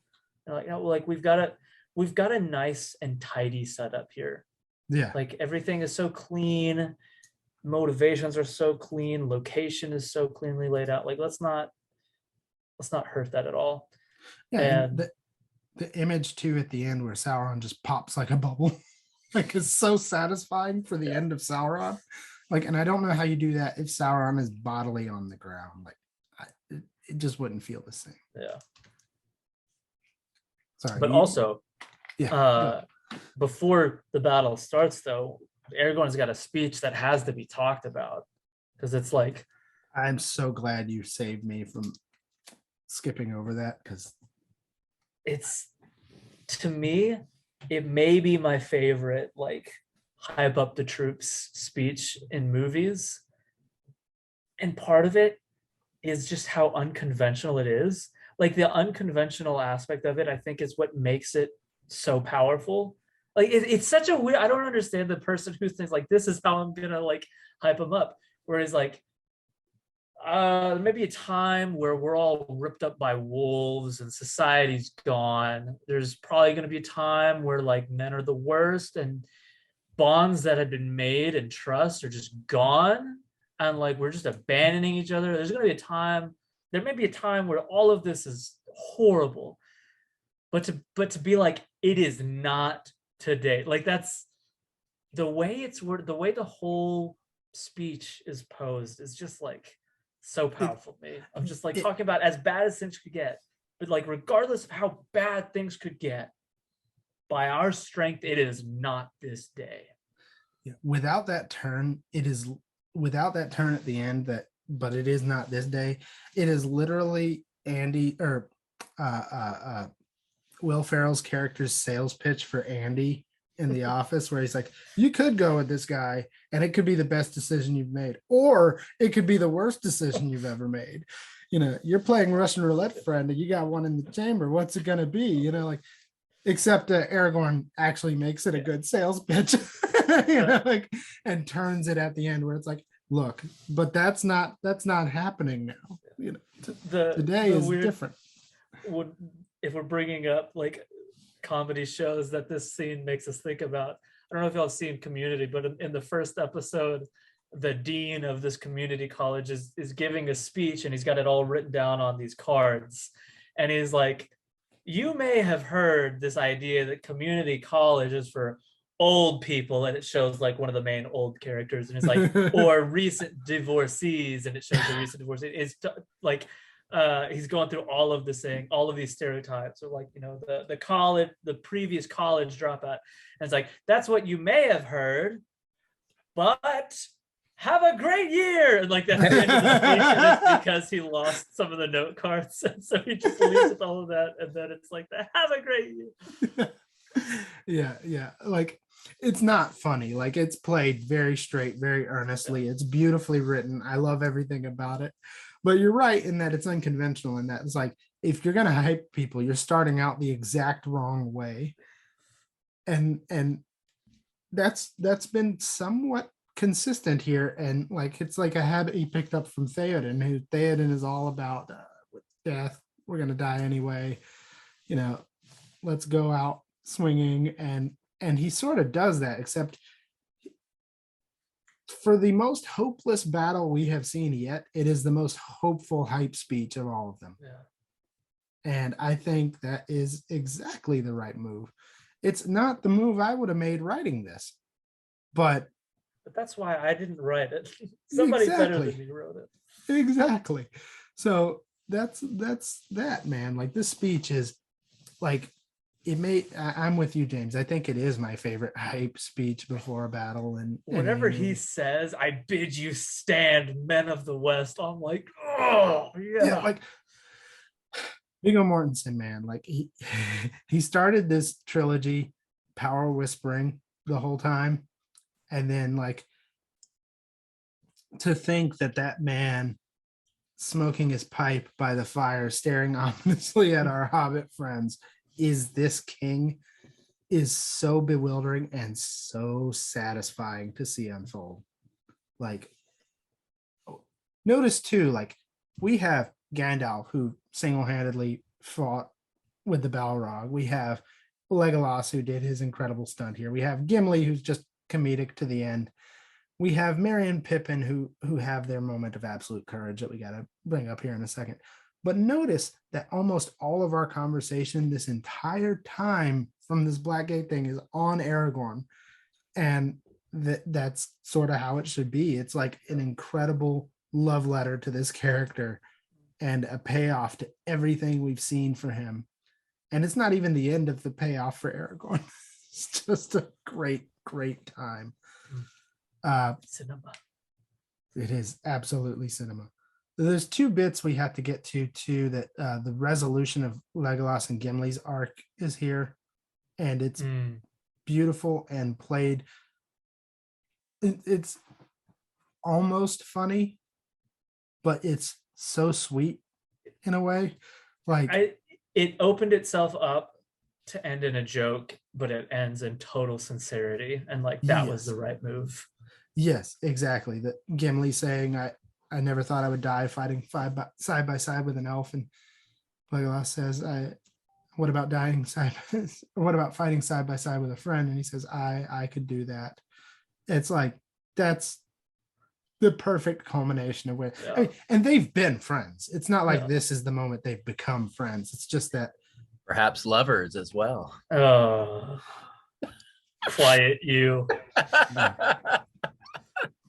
Kick. I've got the button right here.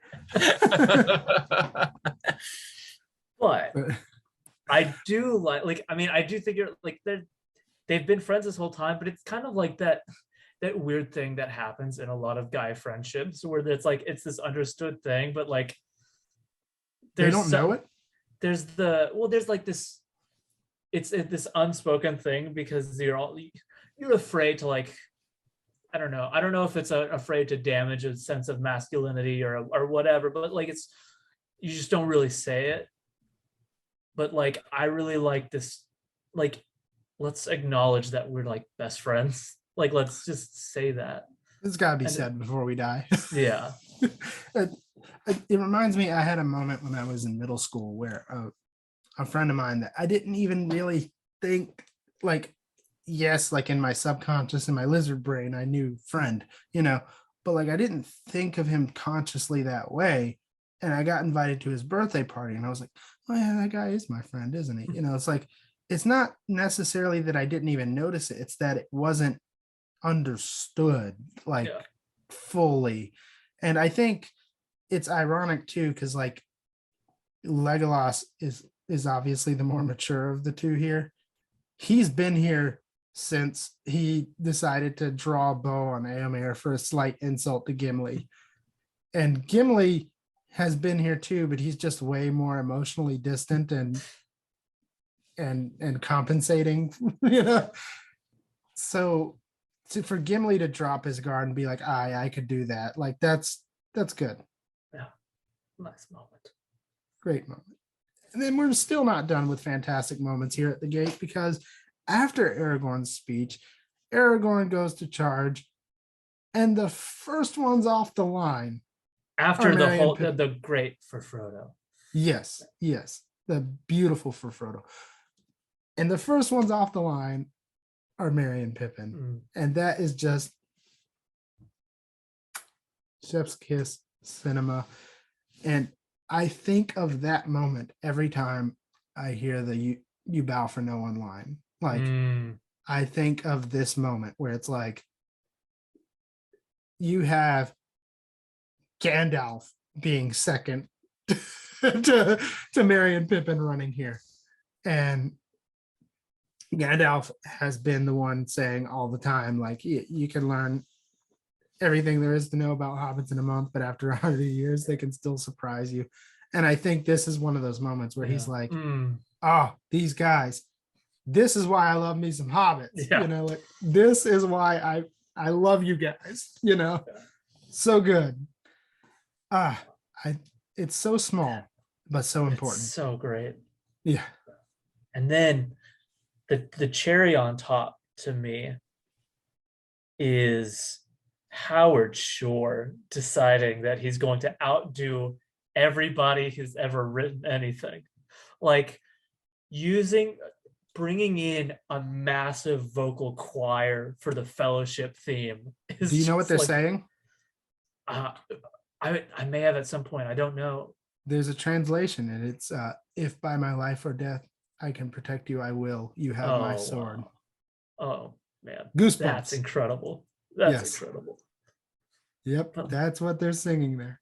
And like, just it's an incredible theme that we've heard throughout, but we've always only heard it through instrument. There's just something about like this, you know, whole choir singing from their chests.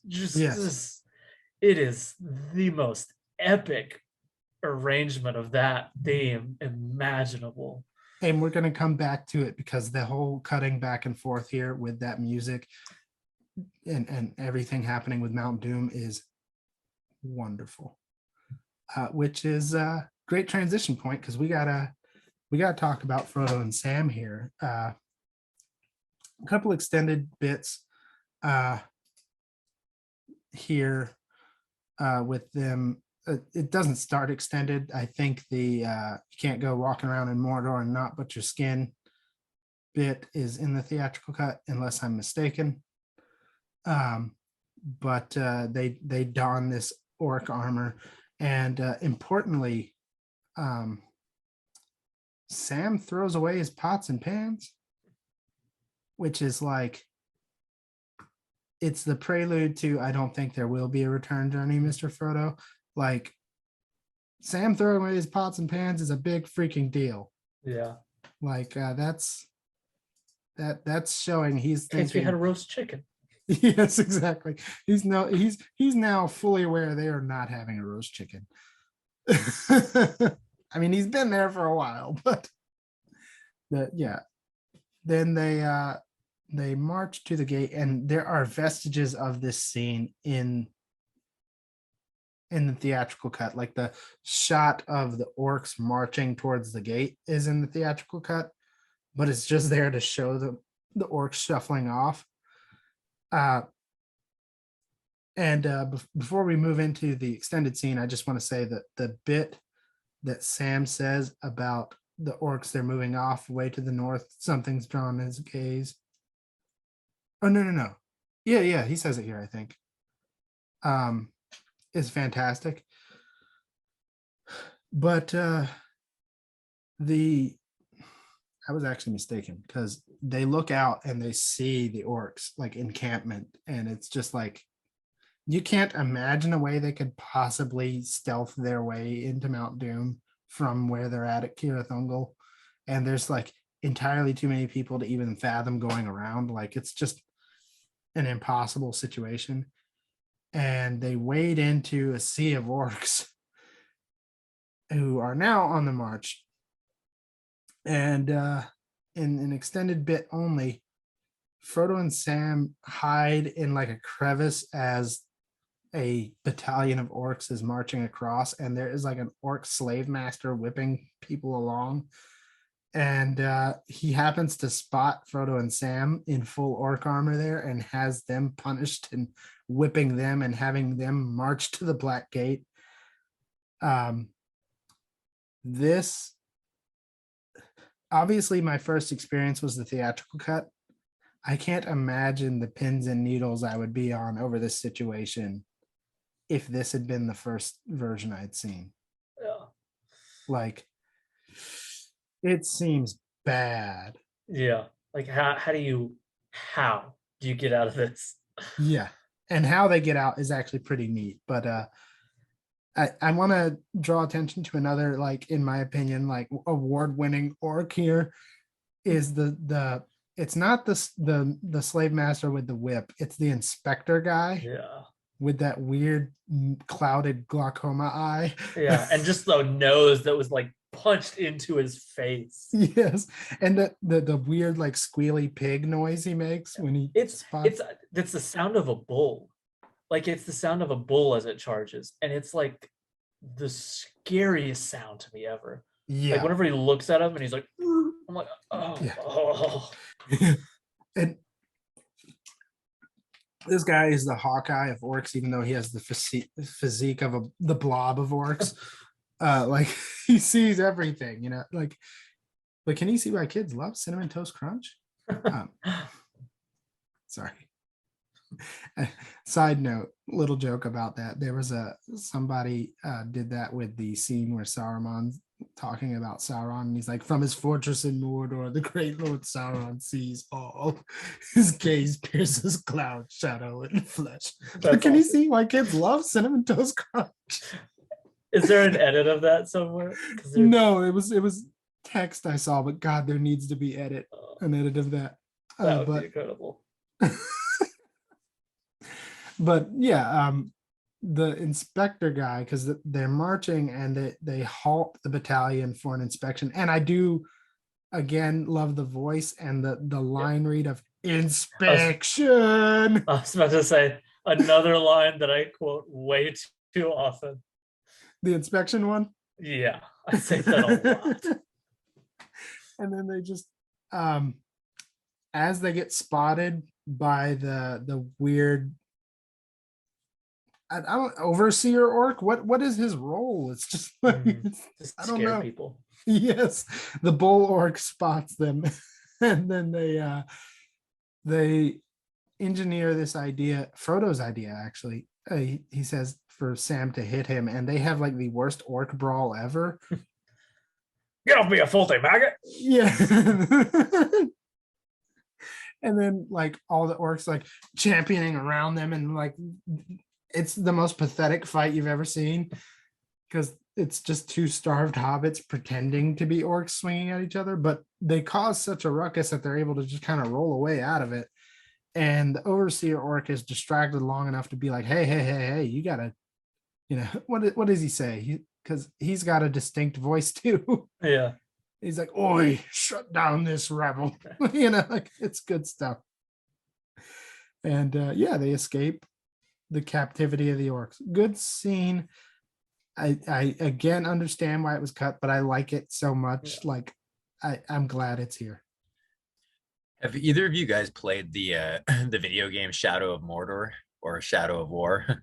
I played the first one. Okay. I have not. Because it always kind of reminded me, like, I only played the first one, but I always liked how it really kind of, it got the movies so well in the sense of like the personalities of the different orcs with the nemesis system, you know, that I loved how there was like these very personable orcs that would be like chasing you or popping up, and it really did feel like the movies. That was just something I wanted to drop in. It captures the orc culture and like that.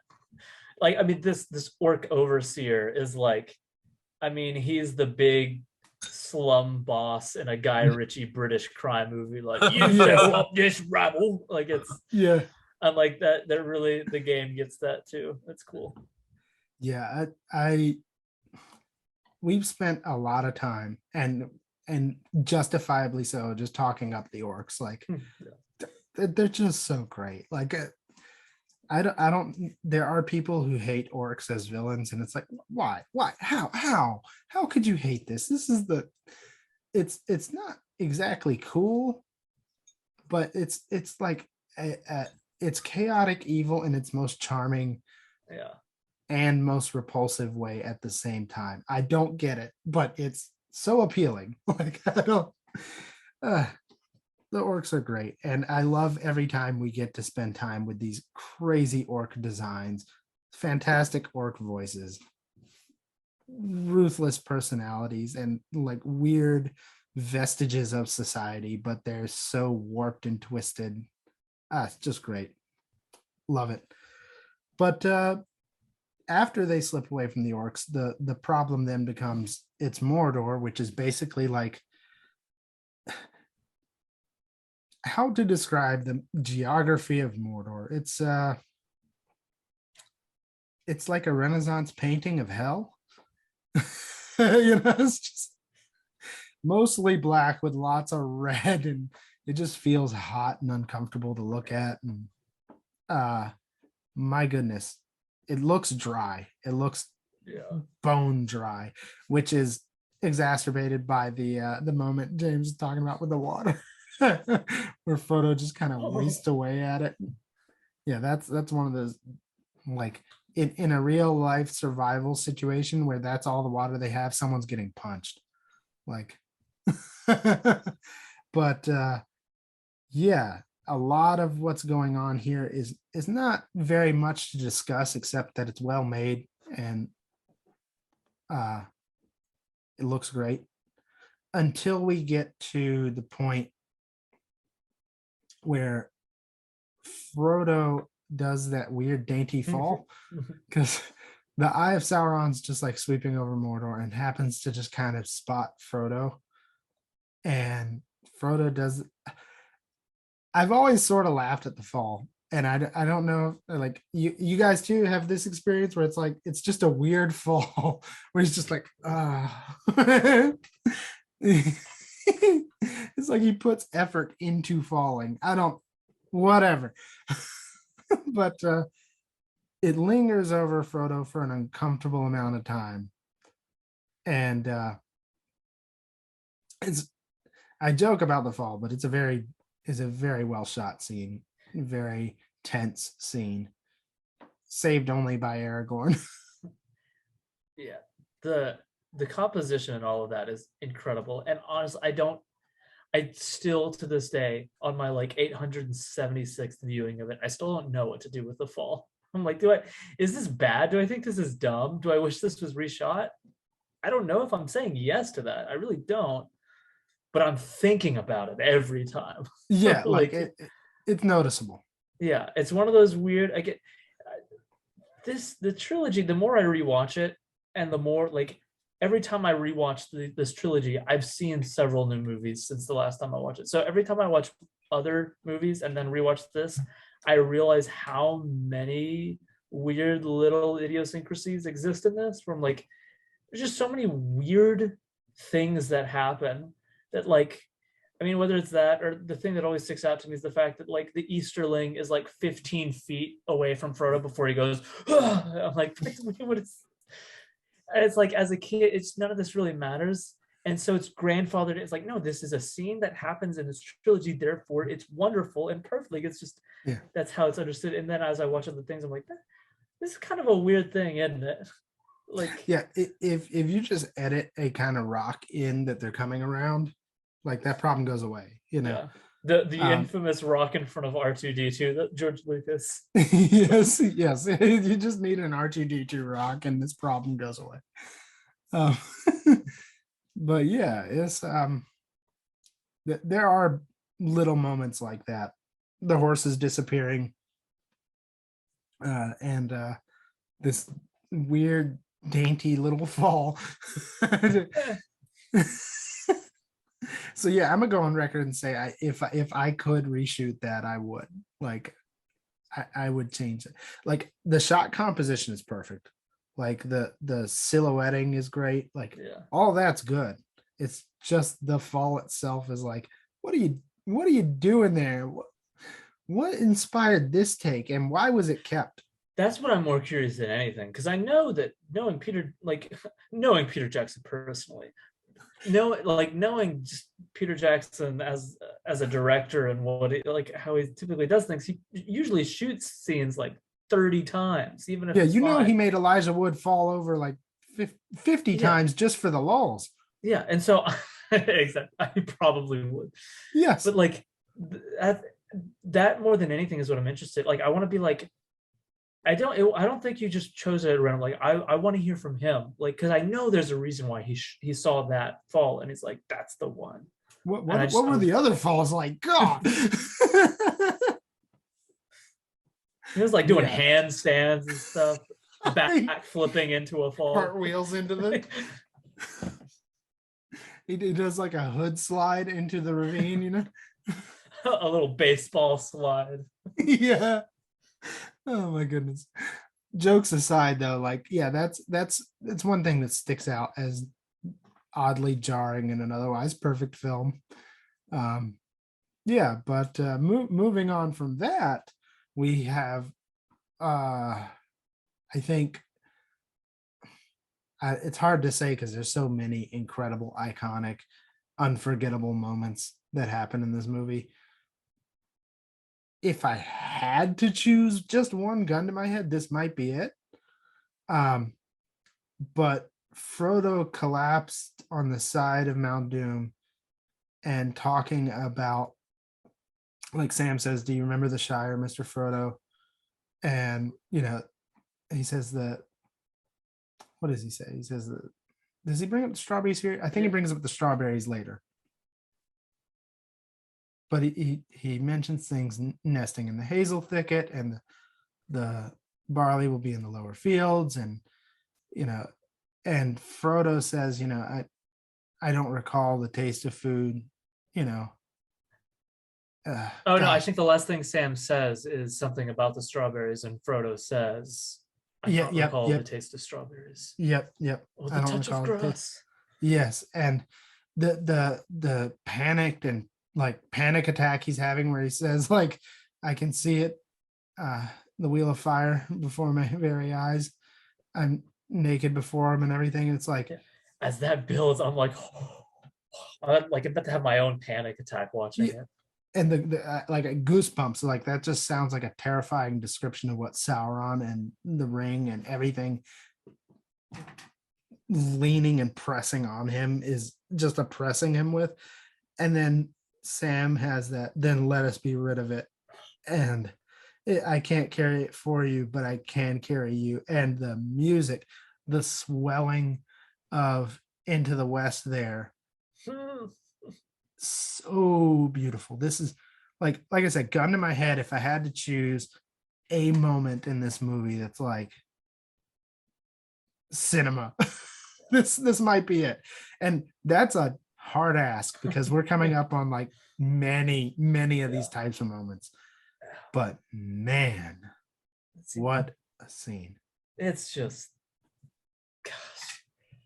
And like, it's one of those things where like, I understand why it's a joke, and I've said it all the time. Like, I'm always like, I can't carry it for you, but it's kidding. But it's almost one of those things that I'm mad at myself in retrospect when I make a joke, because when I see it again in the film, I'm like, this is one of the most incredible, wonderful moments of anything ever.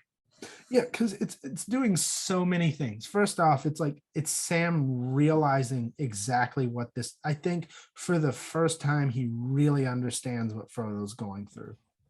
Like, there's so many instances, particularly with his cruelty to Gollum, where you get that Sam intellectually assents and understands in that way what Frodo's going through.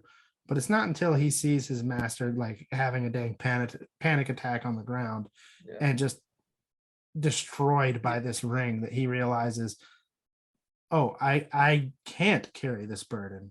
But this is my role. My role is carrying you.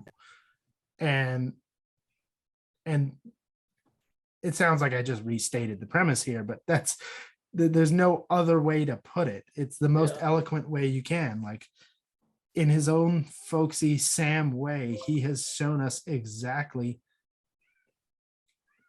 what his role is here, which is to carry Frodo, who is carrying himself a different burden. Yeah, I like that idea that like this is where it clicks for Sam, just because it's just in the way he says it. Where like Frodo says all of this, and it's not that Sam is all like he's ever disputed, you know, what the ring is and this stuff, but just like Frodo lays it all out, and Sam just says then, as it like it's an agreement, you know, like Frodo says this is what it's like, and so Sam says then let's be rid of it. Right. There's just something about that acknowledgement and agreement, like, okay, then there's only one thing to do. Yeah, I get it now. I get it. What I'm here for. And it's interrupted by Gollum, which is like it happens so many times in movies where it's like, oh, this is the worst possible moment for this character to be back. Yeah. And this is the worst possible moment for this character to be back. And the fight between Sam, Frodo, and Gollum Is nasty. it is very nasty. Like everything that happens there on that volcano slope is ooh. Every time the rock makes connection with Gollum's head, I just like, oh. Well, it starts to like he knocks Frodo off and like the strangling Frodo, and Frodo's like, Smeagol promised. He's like, Smeagol lied. That's the thing. I'm like the biggest Smeagol defender and apologist this whole move, like everything. I'm just always rooting for him. And you know, going back, even after this moment, then I rewatched the Two Towers. I'm still like, oh man, poor Smeagol. But every time I watch it and he goes, oh, Smeagol lied, I'm like, I want you decapitated. I hate you and want you to die. It's the mockery. Like it'd be one thing if he just kind of in his Smeagol way had been like, Smeagol lied. But the fact that he chose to like mock Frodo at the moment, it's like, oh, we are so done. I want you to see Sting again. I want that thing back at your throat. Yeah. And then like, I can't believe Gollum's still standing after this confrontation, because there's the rock and then he gets gutted by Sting. It's like, oh my gosh, man, like this thing is not giving up. So brutal. And then like Frodo, who was completely incapacitated 10 minutes ago, decides to run up the volcano, up the slopes of the volcano. Unfortunately, so on the subject of shots that don't age well, the shot of him running into the doorway, if rewatch that and look close, that it's not good.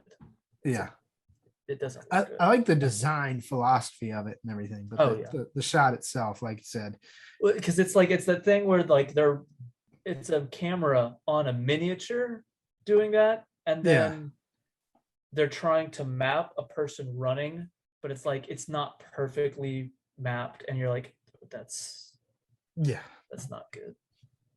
Just a little nitpick. It did remind me.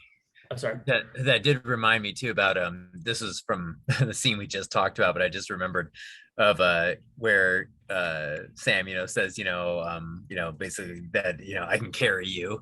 And I remember there was like this one meme that was really popular from that, where it was something where he was like, I can't throw the ring in for you, Frodo, but I can throw you in. It was like, that's a good one. I just love that one. There's a ton of memes to come out of this stuff, but there is, before moving on to backtrack by just a couple minutes, there is a moment that I really want to talk about, which is, it's before the I can't carry you.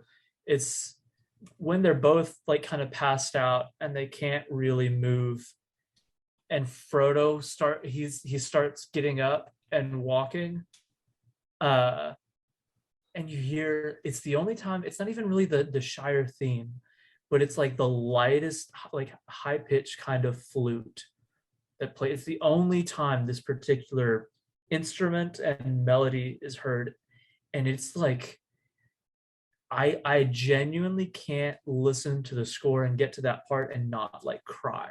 There's stuff, it's like one of the most beautiful little 30-second pieces of music ever. It is just ridiculously incredible. The music, okay, it goes without saying, like there's a track on there called Mount Doom that is just phenomenal, but everything that's happening from the Black Gate to the Ring's destruction musically is perfection. Like I think it is the height of film score. Full stop. And so this is like, Return of the King is a weird thing to me, because the Fellowship of the Ring feels so familiar to me, And even the Two Towers, like there's just a sense of familiarity. But even though I've seen the Return of the King like 800 times, there's always just this feeling of like I'm coming to the end of something for the first time almost.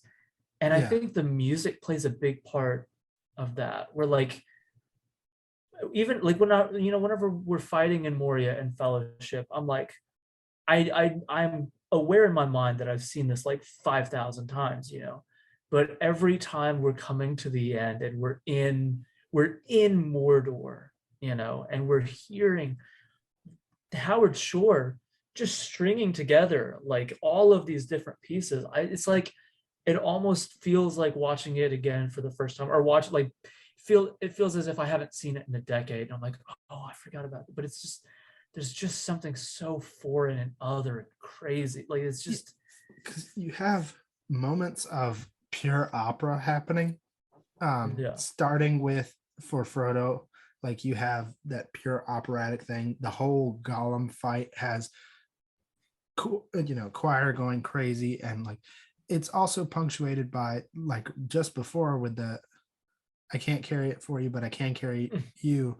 You have that refrain of Into the West, but before that, there's like this sweet Hobbit melody, flute bit that It's is so pretty. it breaks up the track in the soundtrack, and it's so welcome, like every time. And then we switch back into full opera mode, and except for at the precipice of the cracks of doom, we don't pull out of that operatic mode It's for the so rest of the film. cool. And it's good that they cut out for the stuff at the like okay, we should get into it because we're basically there. When Frodo gets inside, first off, the design inside the cracks of doom may be simple, but God, I love it. Like the swirling mist and heat clouds and stuff, and seeing Frodo and like his just holding the ring out. That's what I'm And saying. Like it feels like unfamiliar territory every time I see Yeah. that shot. Every time I see Frodo there, is like, it's okay, I'm here. I'm like, and his what is posture, this? his Yeah. what's interesting to me is the posture is exactly the posture of Isildur. Like the shoulders are Yeah. way up, and he's just like, you can tell he's just And even kind of like Bilbo when he's like, yeah, whenever Gandalf is talking, he's like, why shouldn't I keep, that yeah. whole scene. It's so like I said, this is the only moment where the music cuts out of that operatic aspect, and it gets back into it, but only when Frodo actually puts the ring on does the choir return. But like, God, this scene, like, there's like this heartbeat sound, almost like a pulsating sound Pulling going out the through. music and only hearing like that weird sound design with the pulsing and the you can hear how hot it is in there somehow. Yes. Like just letting the sound design speak for that scene was the right choice. Yeah, and it's not completely devoid of music, but it's like an atmospheric, Yeah. weird, atonal, like psychological horror music. Yeah. And then when it comes back, oh my gosh. So we do have to talk about some performances here, because Sam's desperately pleading with Frodo, and Frodo's like drained completely of all emotion. Like, oh, it's heartbreaking. What are you waiting for? Just let it go. And the way it kind of echoes in that chamber, all of that is incredible. And then we kind of get that sound design from the prologue with the just the really high pitched ring sound. Yeah. And then when he does he snaps it off the chain, says the ring is mine, and puts the ring back on, and then the choir cuts back in, and we have that cut shot to where Sauron realizes now, oh, it's right there, like, and the shift of the eye immediately to Mount Doom. Yeah. And the Nazgul wheeling around, because at this point the Eagles have come, which is a small moment but beautiful moment. with the moth, and that nature theme that appeared with the eagle and at the last March of the Ents comes in for that as well. So that was nice. So we're kind of resynchronizing here because we ignored up to the whole battle of the Black Gate, but I think it's important to bring in some reactions here because Frodo and Sam have to deal with Gollum, who returns the rock favor. Except I feel like Sam's hit on Gollum should have killed him. And I feel like Gollum's hit on Sam should have been like an ouch, but not like and I mean a serious ouch, like definitely draw blood, disoriented but I don't buy for a second that rock hit knocked him out. Whatever. I don't know, base of the skull. That's true. It just didn't look like he hit him that hard. There's a little bit of a little bit of the shoulder.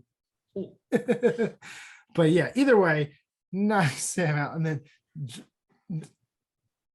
I love, like, you would almost expect like Gollum would throw that rock at Frodo, but he just drops it and he is beelining for the ring. And the image of Gollum like gripping an invisible Frodo in the air, and we can't see it, but you just know he's feeling around, grabbing his arm, pulling his arm, trying to working his way up to the ring, and then bites it off. Oh, that's gross. The blood effects there are really good, and that they really gross me out. Yeah, that it was incredibly gross. And then I'm just glad we didn't get the shot of Gollum like pulling the finger out and tossing it to the side. You kind of get that. You like in a wider looking shot, for that. in a wider shot, if you're looking, you see him toss the finger. Oh, gross. No, he spits it out, doesn't he? No, he pull, like when he bites it off, he's holding the finger. He pulls the ring. If you're looking at, like, if you look close, he pulls the ring from the finger and just kind of casually tosses it. Okay, I'm glad we didn't get the close up of that. That would have been a little much.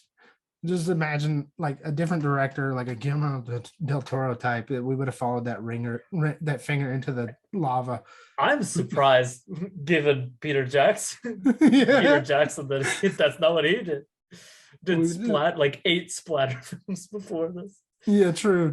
Yeah, but it's I was kind of surprised that they got away with all that blood on his hand, because you can see like the blood just like flowing out of it for being like PG-13. And the stump is like most of the time it's the magic trick somebody does with their finger, but like it looked like somebody had severed a hand. Yeah, like it's gross. Yeah, it's incredibly gross.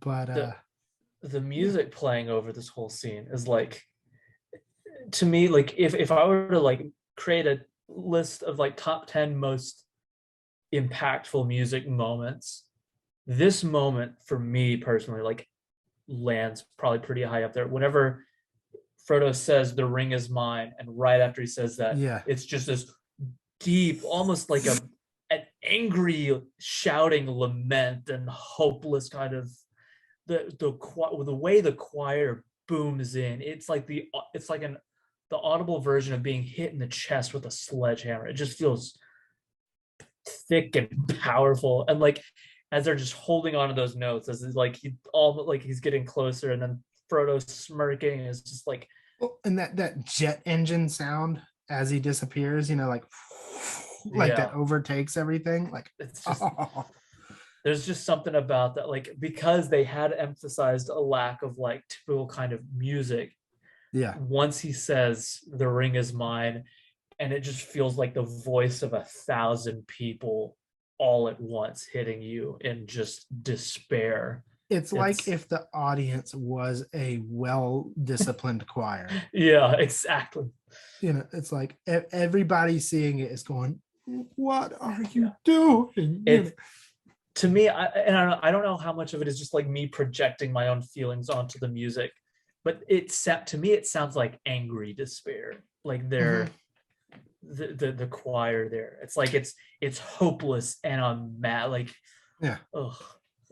Yeah, it really, really sells every feeling that we are feeling. And but beyond that, the image, the shot above where Gollum is holding the ring is burned into my skull. I can never unsee that. Iconic. Like that is, he's just so freaking happy to have that thing. And then when they have their scuffle where he falls off the edge, and as he's falling, he blissfully draws it into himself. That is chilling. You know, like He doesn't even realize his death is like on its way. or he doesn't care. He's just happy to be reunited with his precious. It's that every choice made in that scene, in that like falling scene, is just it's the best of the best of the best decision that could have been made there. Like the little cradling it almost. Yeah. And then to the very, very end, holding he's it making up. sure it's the last thing to burn. Yeah, like that's just oh. And I remember thinking too, like this goes back to the special features, because initially they did have the ring. They did always have the pause, but it was very brief. And they decided instead to drag it out to time alongside with Frodo deciding to live. And dramatically, Best of the best of the best decision that could have been made. yes, dramatically, it drives me nuts every time, because I'm just like, burn up. Like, I literally had this thought in the theater. I was like, I guess we stand at the top and start throwing rocks and hope we knock it into the lava. Like, you know what I mean? Like, yeah. Gosh, good stuff. I don't know how to describe all of what that 2 seconds of film makes me feel. Where it's like every time I watch this, I can't help but think of. I immediately think of Fellowship of the Ring every time that happens. The entire movie of Fellowship of the Ring, where I'm like, the ring is sitting there, and I'm like, we remember when that was on the pedestal in Rivendell and we were talking about it? Like, you remember whenever Gandalf like tossed that in the fire and it's like, it's quite cool. Like, the more we learn, remember when we learned that this was Sauron's ring, and all of the like, all of that, it's there now. Like, whenever Elrond said, only there can it be unmade, you know, only, like, we've been talking about this since Fellowship, and there it is. It's sitting there. And another like top 10 musical moment, they pull out the orchestra and the red writing shows, and you get the last very unique little whisper of the history of the ring. Yeah. And I'm like, oh, I get chills. I've got goosebumps now just thinking about it. Like, because the sound is kind of pulled out, and you just hear that little as their light show. And the inscription is given like sound design to it too. Like this, like, I don't know how to I can't do it with my mouth, but you know, it's just like it sounds like writing appearing on a ring. Yeah. Just whatever. It's like 2 seconds of film, and yet every time I'm just like just blown away at how much they were able to, like, how much history and emotion and like just packed into this final. It's sitting there, and we're reminded of the inscription, and when we first saw it, and this music that's defined our relationship with the ring this one last time, all of the events, and then it falls, and you're just like, oh my gosh. That crusty bit that it's sitting on has always reminded me of like molten cheese. It's like,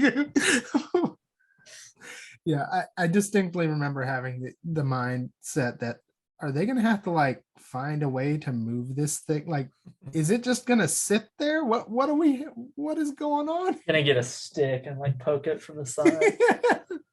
Like I said, they're just throwing rocks down at it, like a little to the left. But jokes aside, we have to deal too with the ramifications of Frodo hanging on by one hand. And first off, props to Sam, because if you're reaching up to me with that bloody hand and I gotta grab it, sorry, buddy, exit's down there. Every time I see the nub make contact with Sam, I'm like, Yeah, exactly. Like Sam's a better friend than I, because I probably would have dropped somebody. Also, what's weird, and I don't even realize, like I didn't realize whenever I first started doing this, I'll sit with like my arms kind of crossed like this sometimes, and without realizing it, I'll be doing this. Like I have my index finger, and I think I'm imagining the scene, and I just do that, and I realize I'm like, oh wait. And then you're like, yeah.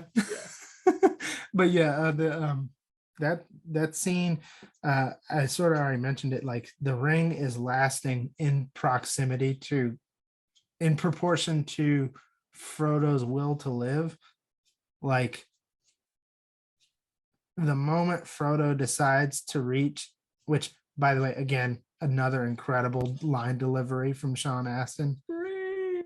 And the "Don't you let go." It's the most firm he's ever been with Frodo. Yeah. It's not even a plea. It's like a command. Yeah. Oh. Yeah, it's so good. And the way he says reach, and then another refrain of Into the West as Frodo reaches up. And the next like 3 minutes might be, in a weird way, my favorite bits of Return of the King. Like the moments that they're running out and the eruption is coming behind them, and we have the Nazgul getting very precisely fireballed to death. I love that. I love that idea that like nature knows who the bad guys are. Yeah. Like the fireballs are hitting the dragons and missing the eagles, and the ground is crumbling under the orcs and toppling the Black Gate, and all the guys are spared. Like there's something about that it's like people are like, oh, isn't that convenient? I'm like, it's beautiful. Shut up. There's a turn of music here that coincides with Merry. Like they start cheering because like, oh my goodness, it's over, we won. And of course Barad-dûr crumbling, and the way it is the explosion. And yes, like talk about, I don't understand how the special effects of that scene are god tier. Like yes, I am convinced I just saw like 1,000-foot tower crumble to the ground. It's incredible. It's so beautifully shot, and I feel the catharsis the moment Sauron's eye just like pops. It's like it's such a turning point in the movie. You're like, wait, it's over. Like there's not a bad guy anymore. Like what? It's from here on out, everything that happens is post Sauron. That's always such a weird feeling for me. But to me, yeah, you're right. That is weird. To me, the moment that makes this scene, all right, they start cheering, and it starts with Merry. Yeah, it's the halfway. Yeah, he's halfway through cheering and realizing, oh crap, Frodo and Sam are up there. And then the cutaway to Pippin just losing it. Yeah. Props to Billy Boyd, because his face destroys me in this scene and in Fellowship after Gandalf dies. When he's just he kills me there too. Yeah. Like what? I cannot believe this guy doesn't have more high profile gigs. For real. Just on his ability to weep and make me weep. Yeah. Like it's incredible. Yeah. And everybody's reaction. Gandalf with the one tear coming down. Aragorn looks so distraught. Yeah, it's like haunting.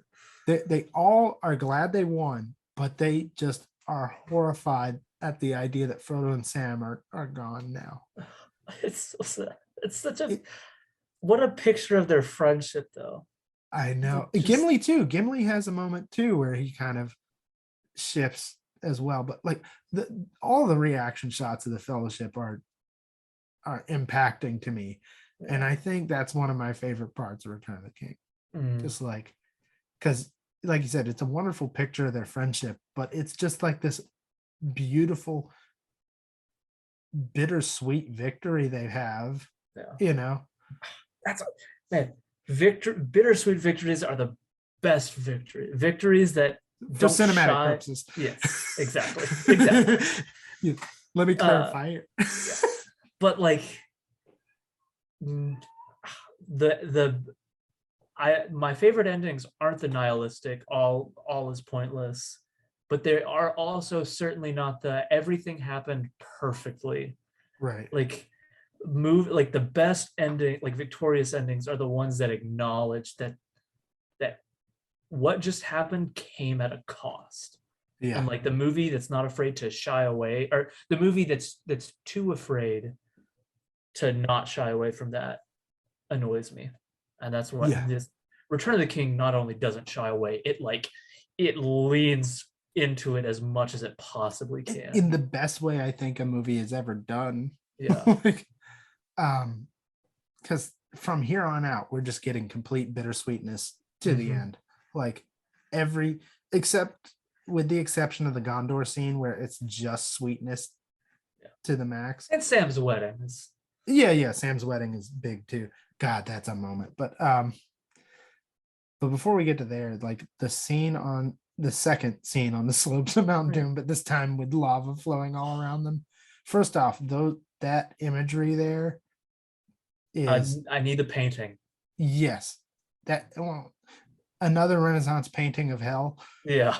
But the sky is telling a different story at the same time, because it's beautiful sky and hellish land. But their conversation there, like, to me, the moment that gets me, when Frodo says it's gone, like he breathes a sigh of relief, like that is really impacting to me. But to me, the killer, of course, is Sam saying, if talking about Rosie Cotton and saying, if ever I was to marry someone, it would have been her. And then like it would have been her crying, like, oh my God. I weep because like it's just like it's like this little they're reminiscing, about this world that they think they'll never go back to, and Frodo's citing these things, because Bilbo says, I think Frodo's always been in love with the Shire, and so Frodo is just describing the Shire, this place he loves, and it feels like once that train of I get the feeling that Sam starts to check out of like whatever Frodo is saying. Like the second he realizes Frodo is reminiscing, he just thinks about Rosie. Yeah. Like Rosie Cotton dancing. Yep. Oh my God. And also too, the change of Frodo with the ring on the slopes of Mount Doom, saying, I don't recall, and here to be like, oh, I do recall, like, oh God, I want to be home, is profound to me. Like that wheel of fire that was blocking his vision, is gone. And I brought it up before, the way he says it's gone, like it's over. Yeah, I feel it. Yeah. It's funny, after the day after I graduated, my friend posted that on my Facebook wall, and I felt that. But I think maybe my favorite line of any movie, book, anything that like describes friendship is in this scene when he says, "I'm glad you're with me, Sam, here at the end of all things." That who writes that? How did you? Oh my gosh. Yeah. Every time he says that, and they're just like arm over his shoulder, I'm like, this is the most beautiful picture of friendship I've ever seen in my entire life. And unless we think that Sam never did get the picture about the ring, I think it is the I can carry you moment. But to really drill home, we get zero judgment from Sam. Like, oh yeah. Like we just saw Frodo betray everyone and everything he's ever loved. Sam doesn't even bring it up. Yeah. Like he knows that wasn't Frodo in there, like that is the most bro thing. Like we've all been in the situation like, okay, we just don't talk about that. Okay. And this is one of those things. And far from just not talking about it, Sam still thinks Frodo's the best dang man in the world. Like, you know what I mean? Like, man, it's just great. I just want to cry thinking about this. It's one of just That scene is the most beautiful thing in the world. My goodness. And I'm glad we had a lesser film would have just had the eagle thing happen, but I'm so glad we had that moment with them thinking all is lost, that even though they won, they're done, you know. And being able to have that conversation is so valuable, especially bringing Rosie Cotton back up, because that just makes the rest of this ending so much more satisfying. But it would have been hard. Oh God, breaks my heart every time. Yep. But yeah, then we have the moment where the eagles come and Gandalf. Really and also, beautiful music, like ethereal music playing over that. Yeah, it's funny. It feels like what they were going for with the House of Healing, but actually worked. Like, you know what I mean? Like it's way, way, way better integrated, and it does feel ethereal and contemplative. Yeah, it continues that theme of bittersweetness, where it's not like the Eagles are here, music, da da da. Like it's a very somber, like tepid kind of like. These guys are malnourished. They could still die. Like, Yeah. We might just be recovering bodies here at this point, you know. Like, and even if we do get them back, there's no guarantee that they'll be nursed back to health and okay, you know. Like, they're just in the most toxic place ever, you know. So, yeah.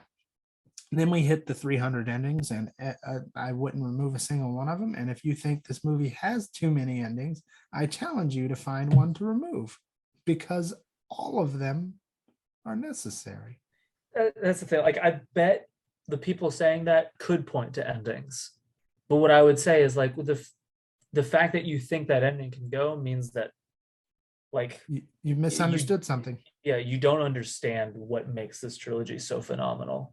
Yeah, exactly. We need a lot of closure for this, and it starts with a mostly silent scene and also a bit of a gaffe that we'll get to, where Frodo wakes up in kind of a parallel to the Rivendell scene where he wakes up. Yeah, I really like that too. Say again? I really like that too. That kind of the ending of this really recalling a lot of like where it started in Fellowship. Well, and what's funny is Gandalf was missing at that point, and he didn't know where Gandalf was, and he wakes up and goes, Gandalf, and then this time he wakes up thinking Gandalf's dead and sees Gandalf, and it's like, in both cases, the first person he sees is Gandalf, and in both cases, gosh, Gandalf, he still thinks Gandalf's dead. Yeah. Oh wow. Yeah. Wow, I never picked up on that before. Frodo and Sam have been under the impression that Gandalf has been dead this whole time. I guess I just always focus so much on the fact that the Fellowship party can't know what's happening with Frodo and Sam that I forget that like Frodo and Sam are so ignorant of like Rohan is waging war over here, and there's this like they're so ignorant of all of that outside stuff. I just forget that. Wow. In my solo episode, I mentioned a passage at Minas Morgul when the armies are marching out. Frodo has this freak out moment and basically says, I think to himself, I don't think he says it to Sam, but he basically says like, we failed, we're too late, you know, like it's already over, Sauron's already won, you know, everyone, and we may do the deed, but no one will be there to sing the songs of it, you know. And he says, well, even if that is the case, we still must. Like, Frodo is as under the impression that everyone else is dead as they are that he might be. Yeah. That is, and he, as far as he knows, has very good reason to believe Gandalf is dead. There's no reason, like, he knows Gandalf is dead, and he thinks everyone else is too. Like, that's bad. That changes a bit of how you feel about Frodo in this last leg of the journey. But man, like, seeing Gandalf alive is a nice, happy surprise, and it just keeps going because everyone not named Boromir made it through the Fellowship. And all of them have these great little intros.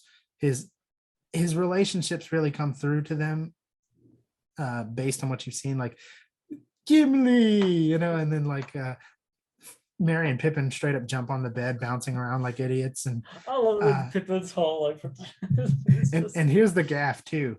You can see it. He does not say Aragorn. He says Vigo. Huh. I'm gonna You have can to rewatch that now. Yeah, that's part of the reason they went with music and dropped the audio out, is because he goes Vigo, and you can see it. You're just like, wait a minute. But yeah, that's a funny moment. But my goodness, it's not much going on, but it's just a heartwarming reunion. And then Sam coming in, just leaning in the doorway. I've seen people make fun of that part a lot and like be like, Frodo's so happy to see everybody, and then he looks at Sam like Sam ripped a fart or something, and I'm like, no. Sam just saw Frodo at the absolute worst moment of his life. They've bonded, like they're above all this. They just look at each other now. Like that expression that they have between each other. Like, I didn't know it was possible for just a look to be able to say as much as theirs does, but like that look somehow is able to sum up everything they've been through. Like, man, we've been through hell and back, and like he loves seeing these other people, but like his bond with Sam is above anything that could ever be now. And just like that look at, I don't know, like I love that. They're so past all that other stuff. Like they're friends with the Fellowship. They love the Fellowship, but they're past all the surface level thing. Like that look they exchange is one of, I know everything you did, everything you are. We've been to hell and back together. Like it's the most brotherly thing ever. Nothing needs to be said.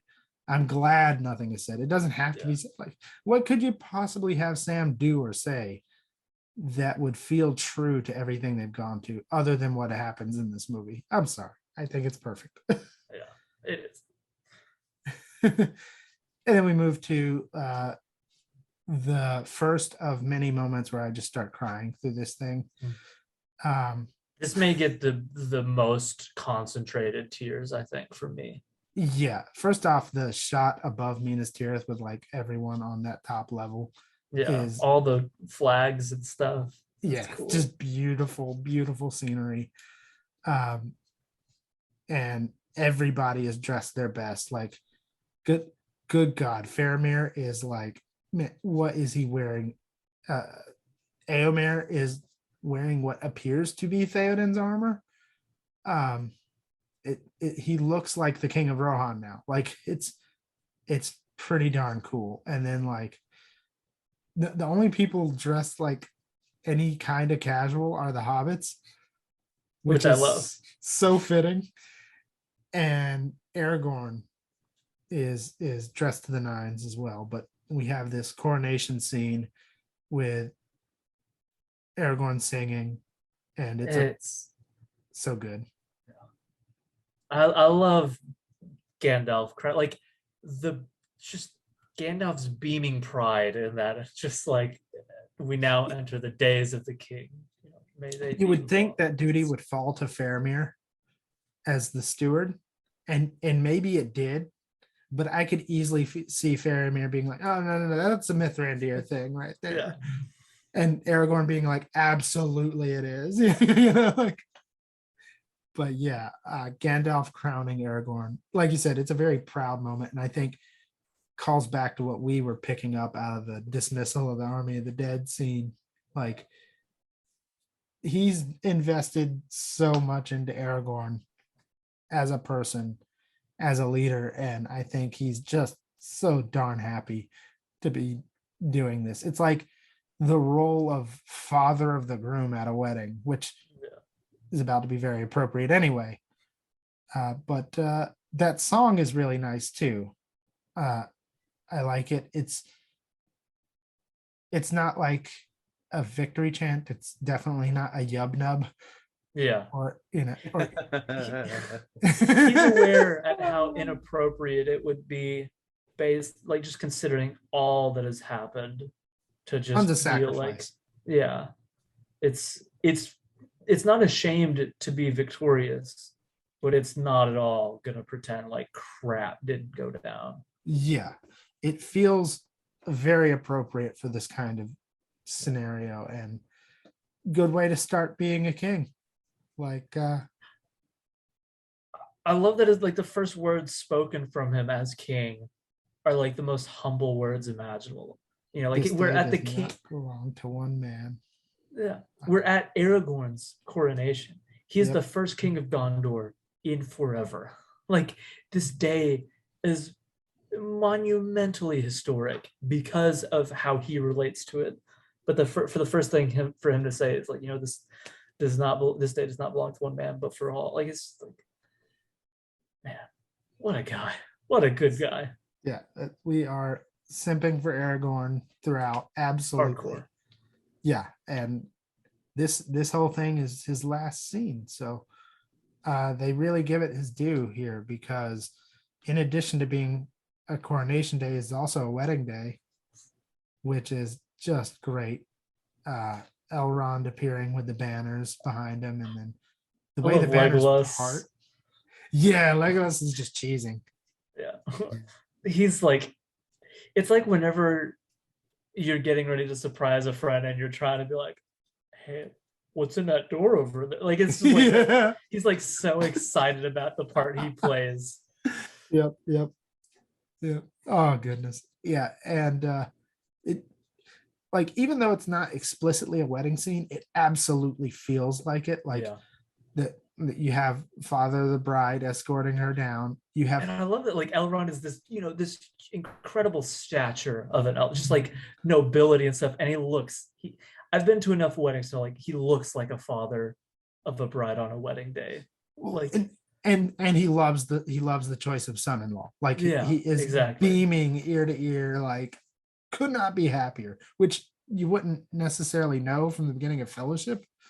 But throughout all that, he loves Arwen. But I think you can read it, he loves Aragorn too. Like, I think he's very happy that this worked out, despite believing that it wouldn't. Yeah. I think he couldn't be prouder of the way things are. Yeah. And I think, you know, like, even entertains the idea of like, hey, even if this goes your way, you know, he's gonna grow old and die and you'll be left alone. But here, like, just based off of what happens, he's like, I know why my daughter loves him. And Yeah. after what he's done, like, what monster could say no to this now? Like, what Yeah. monster couldn't be joyous about this? And I think most of Elrond, most of his reluctance was due to the state of Middle Earth more than to Aragorn. Like, I think he has tremendous respect for Aragorn, and in fact, that's why he gets Aragorn on his side as far as sending Arwen to the Undying Lands. Yeah. Like, I don't think that he full-heartedly agreed, like, if everything goes well, he's still gonna, he understands that, but I think it was more like, I'm trying to push you to not being killed with. For sure. But Yeah. I think it feels like some sort of silent transition happens in Elrond Yeah. that really starts to become noticeable whenever, before he's Gandalf saying like, there's one who could be king, and Elrond is like, he has long forsook that path. Yeah. But in Return of the King, he's the guy saying, he's presenting him with Anduil. You know, he's like, put aside the ranger, become who you're born like, to be. I think he ends up becoming like, I think he always loves and respects Aragorn, but I think he becomes Team Aragorn in a profound way over the course of Return of the King. Yeah. To where there's just I couldn't live with myself if I said no to this. This is a beautiful thing.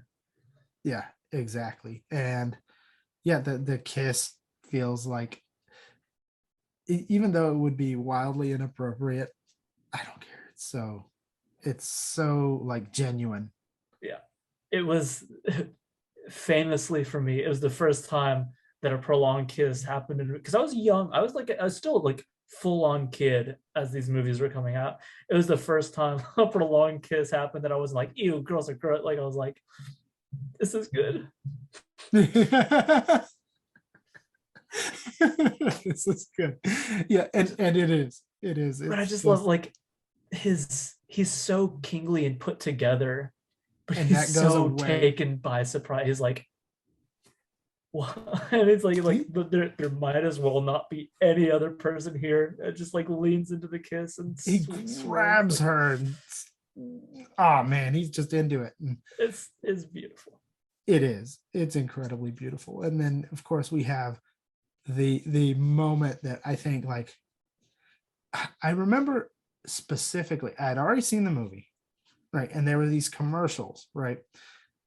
And it was talking about how it was up for Academy Awards, because it was already at the end of the year anyway. So, but I remember these commercials for Return of the King talking about it being nominated for Academy Awards, and there were several shots in it. One of them was of the Nazgul like descending on Minas Tirith, great shot. And then one of them was distinctly this shot zooming into Frodo's face after everybody had bowed, and it was like, oh, I remember being like, yeah, it deserves some awards. Like this is because this moment in the theaters, like I saw this with my dad and a friend, and we were all three of us incredibly masculine people, and I unashamedly was sitting there going, how do you not, man? It's so good. because the you bow to no one line is just spectacular. And the way he says my friends, like, guys, he's so, that's it. The way you said get, like, that's it. I was like, yeah, who are you to bow to me? Yeah, like, how you just saved all our bacon. Like, come on, man. Like, he's letting them know on his coronation day again, like the least of these, like, you guys, no, that's not how this works at all. And then whenever the Shire theme kicks in and they're just like flabber, like they're so caught up, like they in disbelief looking around, like Gondor, the greatest kingdoms of men, like Gondor is the crowning achievement of mankind. Like, and it's not as if every single Gondorian in the world is up there, but like this whole idea, like that the nation of Gondor, basically, which is represented, I think, like by everybody up there, like they are bowing to us. How is also up there we have a representative from the dwarves, several representatives from the elves, like Gandalf is there, like Rohan. They're all paying homage to these hobbits, and it's so beautiful, breathtaking. And a lesser movie could have pulled the credits here and it would have been great. And instead we go back to the Shire. Great transition from the castle to the map. Yes, it's a beautiful, like it yeah. And it's another moment that's just like, I love how much this movie like continues to tie itself back to the previous two, as like we trace it, like we pass over Lothlorien and Moria, and so like oh, all the places we've been. Well, and then we land also back on the Shire. And also it is a there and back again thing, but also to bookend this, after the prologue of Fellowship, we had the voiceover of Bilbo and the map zooming into the Shire. Like that is a mirror of this. Yeah, and it's definitely, and at that moment we were talking about There and Back Again, A Hobbit's Tale by Bilbo Baggins. And so we do have both the there and the back again with these map shots. Yeah. Beautiful. It's like poetry. It rhymes. I don't do a good George Lucas, but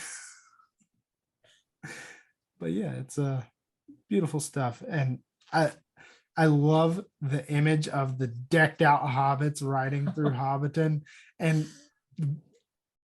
Pippin in particular basically does a what's up. Yeah.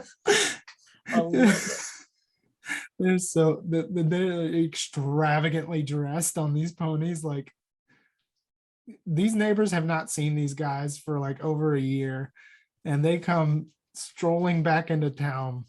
Like if Bilbo upset things just by appearing and coming back wealthy, like 4 hobbits doing this, no, they were the talk of gossip for Oh a yeah. decade or more.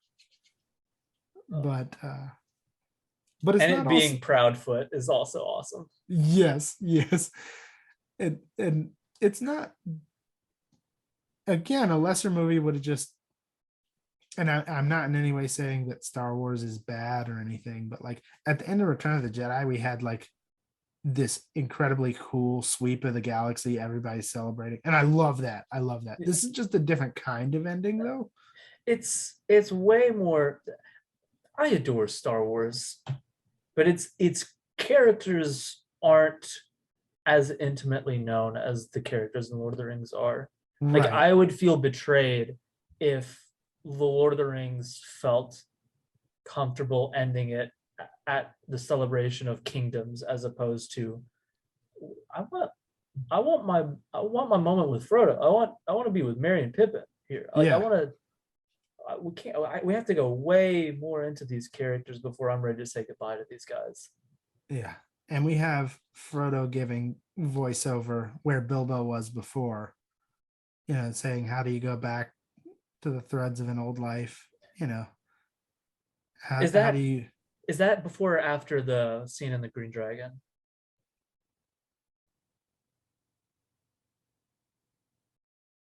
I think the after, scene I in the think. Green Dragon happens first, right?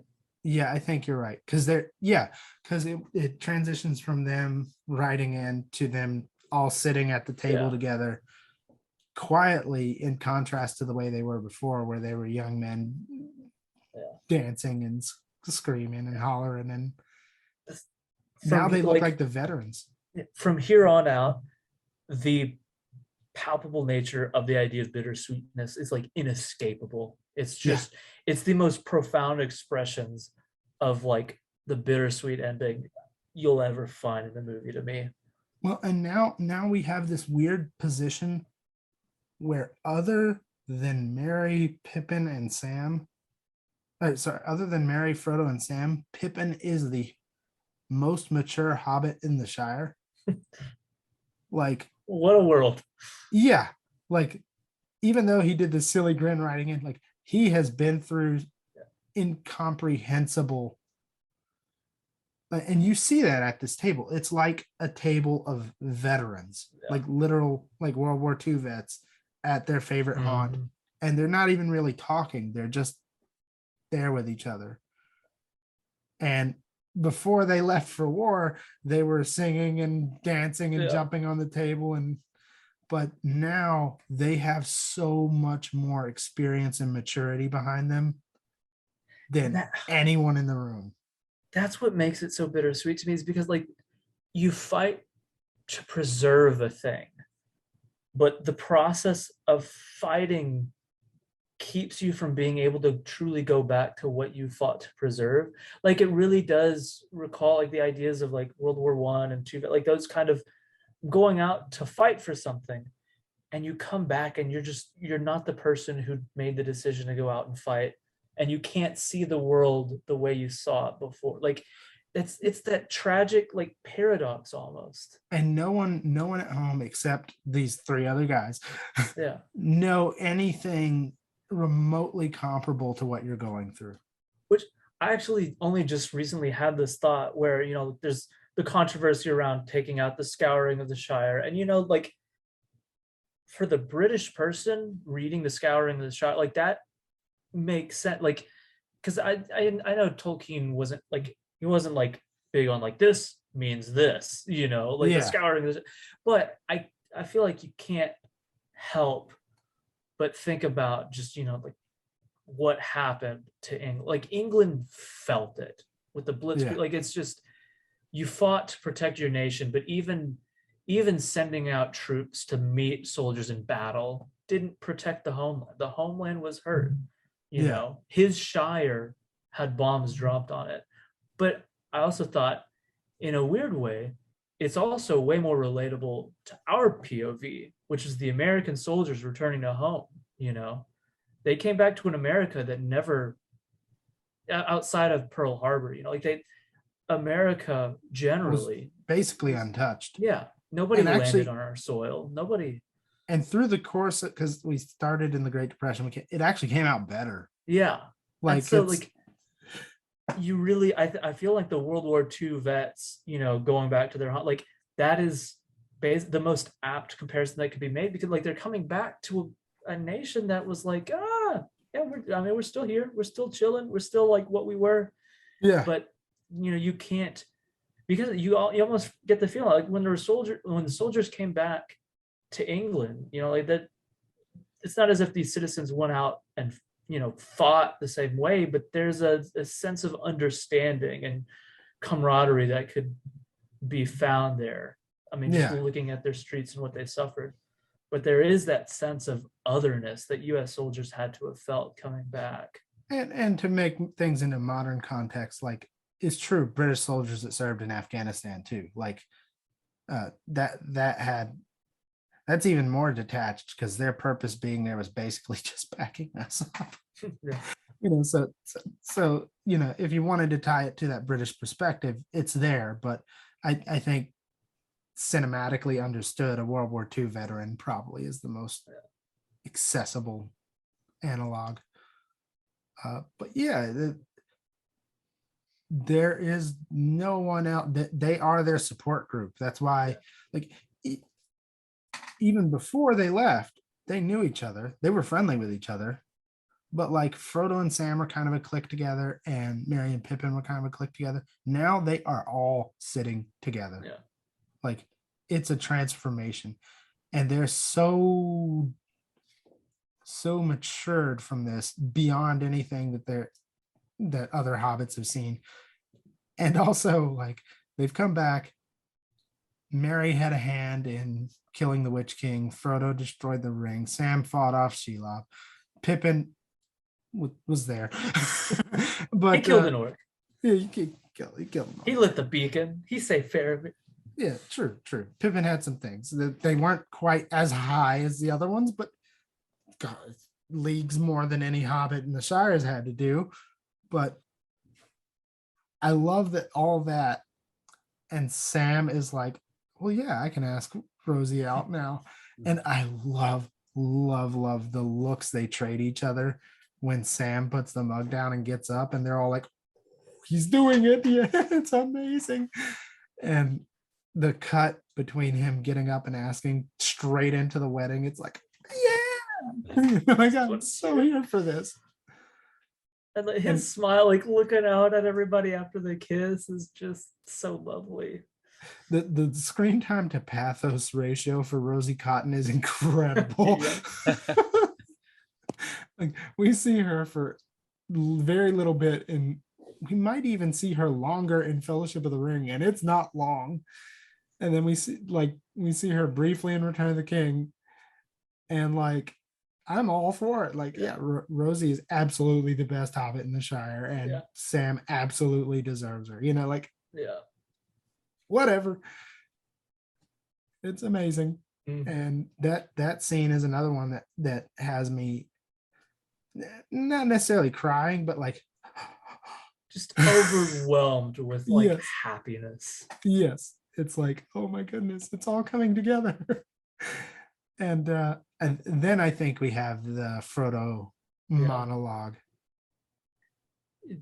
Yeah, and surprisingly, so was weird. I've watched Return of the King since we recorded the first episode, because I was kind of in the middle of my own marathon with a friend, and so Yeah. I've seen Return of the King since the first episode. What surprised me is I've always felt emotional, because like the bittersweetness has always gotten to me, but for whatever reason, Frodo's monologue here knocked me out.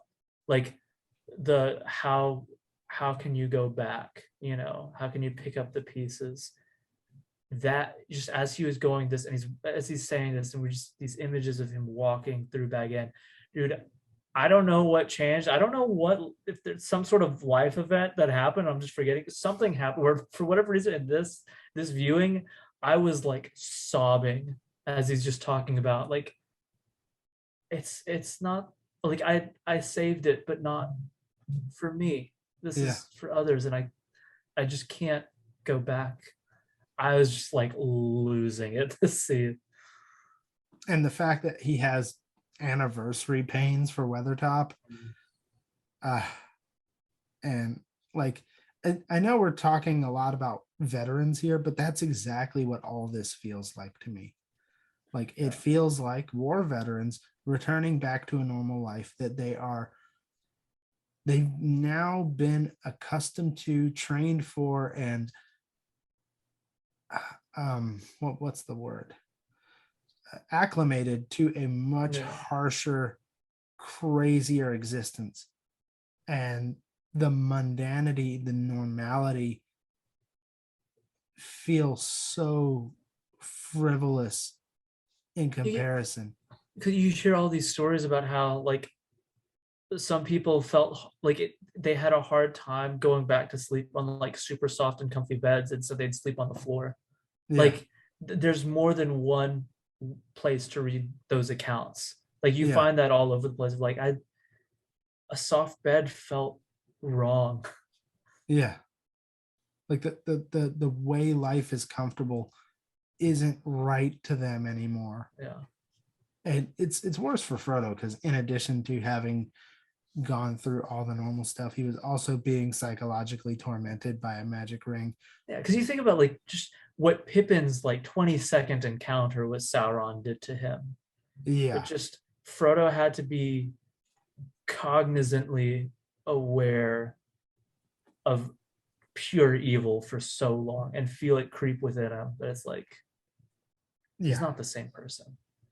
And It Sam almost- by proxy. Go ahead, Byron. Okay. I'm sorry. I was gonna say it almost kind of reminded me too of like him saying, that he saved it, but not for him.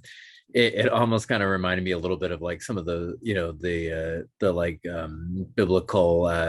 biblical characters, that you have like, Moses, who went out and, did all this amazing stuff, but he didn't go into the land afterwards, or like, David, when he like got rid of and purged all the evil, but he couldn't build the temple that was for like the later people. So I don't know, it kind of like reminded me a little bit kind of that Frodo, he secured all this freedom, he secured all this peace, but it wasn't for him. Yeah, that's a good pull. Yeah. It's a good pull. Yeah, the fruits of what you did are for others, right? Yeah. Which is in keeping with this idea of sacrifice and continuing in the face of certain doom or seemingly certain doom, except now it's way more existential and at home. Maybe that's what like I guess I'm just like the existentialism of that scene set in a lot more for me this time of like there are different types of stakes in storytelling. Like there are obvious stakes where like somebody's got a gun to their head, right? But then there are other stakes which are way more potent in a way, but their potency is way harder to describe. It's psychological, it's spiritual, it's deeper than that, and the stakes for Middle Earth were that superficial, literal, mortal danger stakes. But the stakes for Frodo were of his soul, of his well-being altogether. And even though the battle for Middle Earth was won, the battle for Frodo was lost. And I can't imagine, like, put yourself in the shoes of Frodo. You have to go to sleep every night remembering that when the time came, you failed. And you failed everyone. And it's only by the best luck possible that this all worked out. And also, and we didn't mention it at the time, but every time I see Gollum die in the fire, all I can think about is Gandalf saying, "The pity of Bilbo may rule the fate of many." The choice to leave Gollum alive the act of mercy Wow. saved everyone. Yeah. It is mercy which has won the day here. And as much catharsis as that comes with Frodo pushing him in, that idea is even more pronounced, I think, in the books, that in having Gollum trip, Yeah. where it's nobody killed at every turn. Whenever a hobbit interacted with Gollum, he was spared, and it was Gollum's celebration of his own sin and wrongdoing that killed him. I think it's a bit more powerful than having Frodo having pushed him in. Yeah, absolutely. That Frodo returns the mercy of Bilbo to Gollum, and Gollum is responsible for his own death because he received mercy. Like, I think there's more to that. Well, Tolkien also has an idea that evil destroys evil. Yeah. It undoes itself, and that's true with Gollum there. But yeah, we also have this touching scene where Frodo finishes the Lord of the Rings book, which is bound in the same book as There and Back Again, and he says, I've wanted to get a nice copy of the Red Book of Westmarch, but they're expensive. Yes, they are. But yeah, I agree. And then the way Sam's like, you finished it, and he says, not quite. There's room for a little more. Like, I love that so much. Because he doesn't want what he feels for himself for Sam. He doesn't want Sam to feel like, how can you go back? And so he wants, like, there's more. Oh my gosh, that again, thinking about that monologue, whenever he's like, you have so much to do and to be, and to, like, I've never heard a friend just pour his heart out in talking about another friend like that in anything. Yeah. And it goes back to at Cirith Ungol when Frodo was taking the ring back from Sam, and he says, it would destroy you, Sam. Like, as much as Sam is the obvious hero carrying Frodo over his shoulders, like, in that sense, Frodo is carrying Sam. Like, it's way more reciprocal than a lot of people make it seem. Because Frodo, like you said, doesn't want that for Sam and has never wanted that for Sam. In fact, I think the prime motivation for I will take it in picking up the ring to begin with is seeing everybody fight amongst themselves and going, I can't in good conscience leave anyone else to this evil thing. Yeah. And that is the great virtue of Frodo. The tragedy, of course, is that, like we were bringing up, the fruits of his victory are for everyone else and not for himself, which is a little heartbreaking. And there's a lot more heartbreak to come around the corner here, but it properly understood is not as sad as it seems. And I guess we should just get into it with first off, the first Bilbo gut punch. Yeah, old Bilbo. Okay, first off, now that Ian Holm is gone, like, after watching this after Ian Holm is gone, like, I sobbed. Like, this is transformative of this whole stretch, and the I think I'm quite ready for another adventure at the end of all this. Like, yeah, exactly. I was dying. You know, but seeing old Bilbo, first off, like, Ian Holm looked old, you know, but he did not look so bad. spry. He was so mobile. Yeah. And then to see him utterly, you know, like in full old man retirement home status was sad in and of itself. And also the idea that the ring still has a bit of a hold on him too, is also rough to find out. And the way, and I may be reading into this, but I think it's justified to read into this. when Bilbo asks, "Can I see that ring of mine?" And I'd like to hold it one last time. And Frodo says, "I'm sorry, Uncle. I'm afraid I lost it." And Frodo's got a 1,000-yard stare. And in that, I just see, I do too. Like, I want to hold it too. Like. And man, if that's true, no wonder he's ready to leave.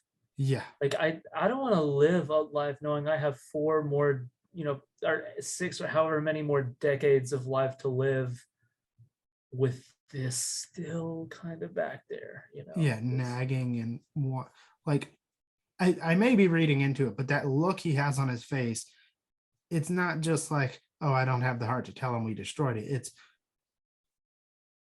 I sympathize with what he's going through. I've always read it as like a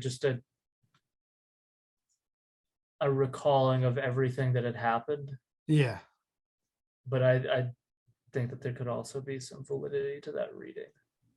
Either way, I can't imagine Frodo doesn't feel the same way, at least at times. Mm-hmm. Not all the time, maybe, but from time to time, he has to miss it. Yeah. Which is probably the most horrible and heartbreaking thing of all this. Yeah. I mean, yeah. Okay. I love that. Just the last thing on Bilbo. Something else that I really love about that scene, especially after the Hobbit trilogy, is so I'm a big marathon guy. I can't really watch these movies. Like, it's not. I can't just be like, hey, I kind of want to watch the Fellowship of the Ring today. Like for me, it's. Am I in a Middle Earth mood? Because if I'm in a Middle Earth mood, it's time for a 6-movie marathon. Yeah. And so what I love about this is, to me, this last scene, the Grey Havens, is the ending of both trilogies for me. And I think Jackson even considers that, because whenever Bilbo says what he says here, how do you not recall that? I'm going on an adventure from the unexpected journey. Like, exactly. For him in that moment to be like, I'm ready for another adventure. I'm like, this is the end of the stories of Middle Earth. Yeah. And Grey Haven itself behind me, beautiful imagery. Breathtaking. Another painting I just need. Yes, beautiful place. But for me, what cements all this, so we have the 3 elves there with where you have Galadriel, Celeborn, and Elrond. I love the meme. I think you shared it, James, where it's like them saying their lines in Elvish, and then Celeborn says, "Tell me, where is Gandalf? For I much desire to speak with him." That's an amazing meme. 10 out of 10. But for real, like, you have these what they think they're there for is to see Gandalf and these elf lords off, and Bilbo too. But what's going on is so phenomenal. Like, so much is packed into this. We have the last of the elves leaving Middle Earth. We have Gandalf getting ready to leave. We have Bilbo, and again, we can't say it enough, but I think I'm quite ready for another adventure is the perfect way for his story to end. All the more affecting knowing that Ian Holm is no longer with us. Like, oh, so beautiful. And especially since what the Grey Havens is essentially a passing on of sorts. Like, everything about this is so beautiful and so poignant. And Gandalf, like, the delivery kills me every time, where he's like, this is it. What does he say? He says, I will not say, do not weep, for not all tears are in evil. Yes. But even before that, where he's like, so our fellowship comes to an end here at the shore of the sea. Like, I'm dying inside, Gandalf, stop it. You want me to say something that's gonna, like, you're gonna think about this every time you watch it? What's that? So even it's not like, go back, listen to it when he turns around and says farewell. If you're thinking about it, he sounds exactly like Bane from The Dark Knight Rises. It's I promise you're never gonna hear it the same way. Well, he goes, farewell. Like I'm telling you, after this, go and just pull it up and watch it, and you're gonna be like, son of a. Now I'm imagining Gandalf getting on the boat and like leaving Celeborn there and be like, they expect one of us in the wreckage, brother. Oh. And if anybody was going to be left off, it would be Celeborn. Who are you again? I was asking about you, man. Yeah, really. But anyway, yeah, that line reading by Ian McKellen is crushing, I think, and the acting on all four of the hobbits as they're crying here. And the body language, the way Ian McKellen is just kind of like leaning on his staff is like, and there's something just even to little things like that. Yeah, where he's playing this good comforter. That's he's a comforter, but at the same time he's being comforted. Like you can tell that Gandalf himself is dangerously close to losing his composure here. You know, like I Gandalf the Grey would have been weeping. Yes, Gandalf the White is just hanging on. Yeah. But yeah, my goodness, what a scene. And then the turn. I hate seeing the shock in their faces. What do you mean? When yeah. That's such a turn. And their interactions there, you know, like kissing the foreheads and stuff, like, oh my gosh, like this scene, like from start to finish, it's tearing me up the whole time. Like yeah.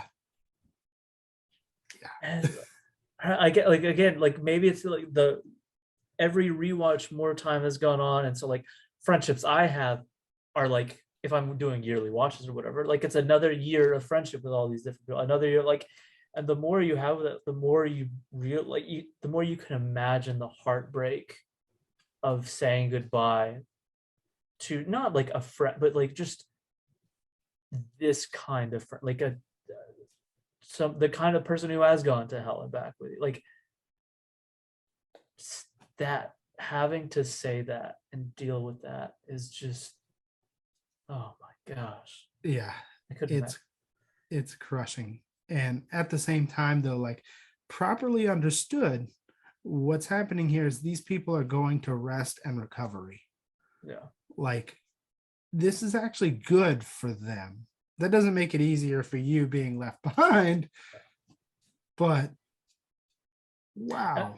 That's why I love that line from Gandalf where he's like, it's okay to cry, like, yeah, because you can cry over something that's not evil, right? You can cry over the fact that you're gonna miss him, like that's the nuance in that scene and everything it understands is just and scenes like this, like actually all this epilogue really are why when people describe, even Tolkien was okay with the label of escapism, and I just can't disagree more. Like if I'm looking to escape, this melancholy bittersweetness is not what I go to. Like I don't know if are we watching the same movie, are we reading the same book? Like this is not an escape. Like it's escapist in the sense that it's fantasy, but I don't equate all fantasy with escapism. Yeah. Like, all of the emotions that these events would be like to experience in real life, it's just a concentrated version of that. Yeah, like that's not an escape. That's actually turning and facing the evil of this world. Like, and not just the evil, but the bittersweet good things too. Like that's not escape. Like that's the opposite of escape. That's forthrightly confronting reality through fantasy, which is fundamentally different than Peter Pan or Alice in Wonderland, which good works in their own right, but they're not the same. And I think it's weird to conflate the two. And we go on to the very last scene of our analysis, which is Sam returning home. And to that is how it should end. Rosie and some kids. And by the way, it's always true with Hobbit kids, but God, they're adorable. Yep. Like, goodness gracious, that like they found the most adorable kids imaginable for every time there's a Hobbit kid on screen. Like, there's not a snot-nosed brat among any of them. You know, like, They're just a bunch of precious little angels over there. yeah, it's wild. It's wild. But the last line is the same last line from the book. Well, I'm back, which is How else do you end it, man? melancholic, beautiful, sad, and beautiful. And what's funny is sad and beautiful is Tolkien's entire philosophy behind the elves. And I think it bleeds into Lord of the Rings. Sad and beautiful. And maybe beautiful because it's sad. I will say something that I really love is that it didn't end on that shot of the Grey Havens. I love that the last Which it time could we- have. Yeah, again, any one of these could have ended, and I'd be like, hey, dude, that's a perfectly fine choice. I'm not gonna say that there was something wrong with it, but like, I love that the last time we see Sam's face, it wasn't like just red and in tears. Like, I love that the last time we see him is because, like, I think it's so easy to just think, like, because of his relationship with Frodo, that you could say, what is Frodo's life without Sam, and be asking a real question. But it's a good thing that you could say, well, what is Sam's life without Frodo? And Frodo would, if you're trying to say that, be like, what's Sam without Frodo? Frodo would be the first to be like, what are you? Look at all he had, like what he said in the monologue, where he's like, he has so much to do and to be and to experience. And so, like, for the He's movie got to his be wife like, and kids. He's yeah. the mayor of the Shire now. exactly, like he may man. have said goodbye to the most profound friendship a person could ever have, but he is returning home. He had, like, it's so bittersweet, but I see it. The scales definitely tip because of the ending they chose. Definitely tip towards happy more than sad, despite the presence of both. But just like, Sure, you end your movie with him holding his wife in his arms and his kid in his other arm, walking, like, going home and closing the door of their home together. I'm like, that's yeah, when I say it's sad, I just mean, like, not all of it, but oh no, I mean, we're in, like, complete total agreement, I think. it's tinged with sadness, but it's not just wall-to-wall sadness. At first, I remember thinking that ending was kind of odd to end the whole film on. That was like when I first saw it, I kind of thought that. But then, kind of like when I revisited it, I actually really liked that one as the full ending to the film, because it kind of felt like almost like it came full circle. Obviously, it started in the Shire, it ended in the Shire, but I also liked that it was kind of showing that the way it ended with Sam was exactly what they were fighting for all along. Like family, Yes. community, and everything. And it wasn't about like, oh, immortality or a sailing these fantasy realms. It was about who you loved. Yeah, I feel like that's exactly it. Yeah. If the whole point, we're fighting to preserve the normalcy that we enjoy, I think it's fitting to end on normalcy. Like, it doesn't end at this huge coronation. It ends with, we're back home. And down to the line, even like the fact that it's 3 words instead of 2. I love the well comma, like that. I think there's something even in that, like, well, I'm back. Like, Yeah, it's a somewhat mundane line, but it's good because it's mundane. It's exactly, like there's power in it being mundane. Right. Like, Tuesday is coming, and that's okay. Like, it's all right. This is why we did this. Right. Yeah, it's just powerful. And look, I would stop the analysis here. I would stop the commentary here. But this is hands down the best credit sequence of any movie I've ever seen. And it's not even close. save me your excellent, albeit excellent, Marvel credit ideas. Like some of those are really playful, really cool. But this here is the most like reverent, beautiful, That's the right word. like the art here, like the hand-drawn sketches of all the cast members, and like at even Boromir, like you get Sean Bean as Boromir. Like this is credits for the trilogy, not Return of the King. And Into the West is the best credit song. Like you mentioned earlier about making right choice after right choice, and this is the culmination of that. Into the West is incredible. The refrains of it throughout the film are great, but here, like coming in full form, beautiful beyond belief. The lyrics are just like it's nothing else, man. It's almost a hymn at this point. Like it's just that good. You know? You and I got into a lengthy debate with my former co-host and current friend of both of ours, just to set the record straight. Very long debate about like the qualities of all of the different trilogy ending songs.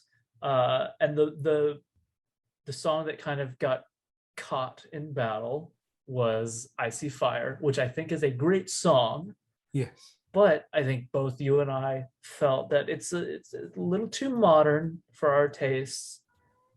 And it's not able, it doesn't come close to matching the majesty. It doesn't even have to be majestic, because like the ending of that movie shouldn't feel majestic. But then I think about, like Gollum's song at the end of Two Towers, which I also think it falls pretty significantly short of. Well, Gollum's song is like a long wailing sorrow. Yeah, it elicits a feeling for me that few songs could like ring out of me. Yeah, but ring out. Sorry.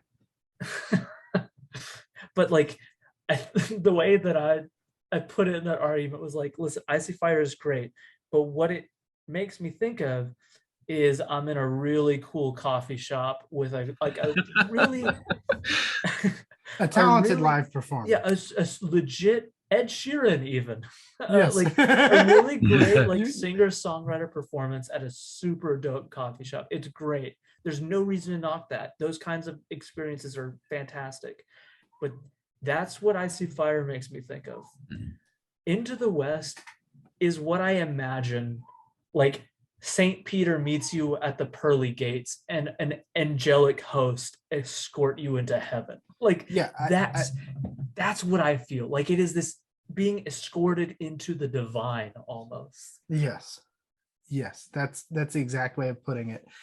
Into the West is phenomenal, and we briefly touched on others in the trilogy. I think the only one of the Hobbit trilogy that actually feels really well integrated and it doesn't feel like an aberration outside of the scope of the films is the Last Goodbye, which to me is, I'd agree, like that's the one that's like, okay, like let me escort you to the level of the Lord of the Rings trilogy songs. Like you were fantastic. yes like may it be great. I like it less than Gollum's song or Into the West, but it still fits really, really well. And Into the West is transcendent as a song, and coupled with the image of the credits, which is just lovingly crafted. All of this is completely, I said reverent, and I don't know a better way to say it. Like, it's just what it is. It pays so much respect to the art you've just seen. Yeah, I love the design of it. I love, and I think too, like it because there's an art form to credits and like credit songs and stuff. Like, a lot of people just think, oh, you just throw on a song or just throw on, whatever. But it's like there's a narrative portion to it, and certain films will have certain types, and I feel like especially with Return of the King, you've been on this huge emotional roller coaster throughout this whole thing.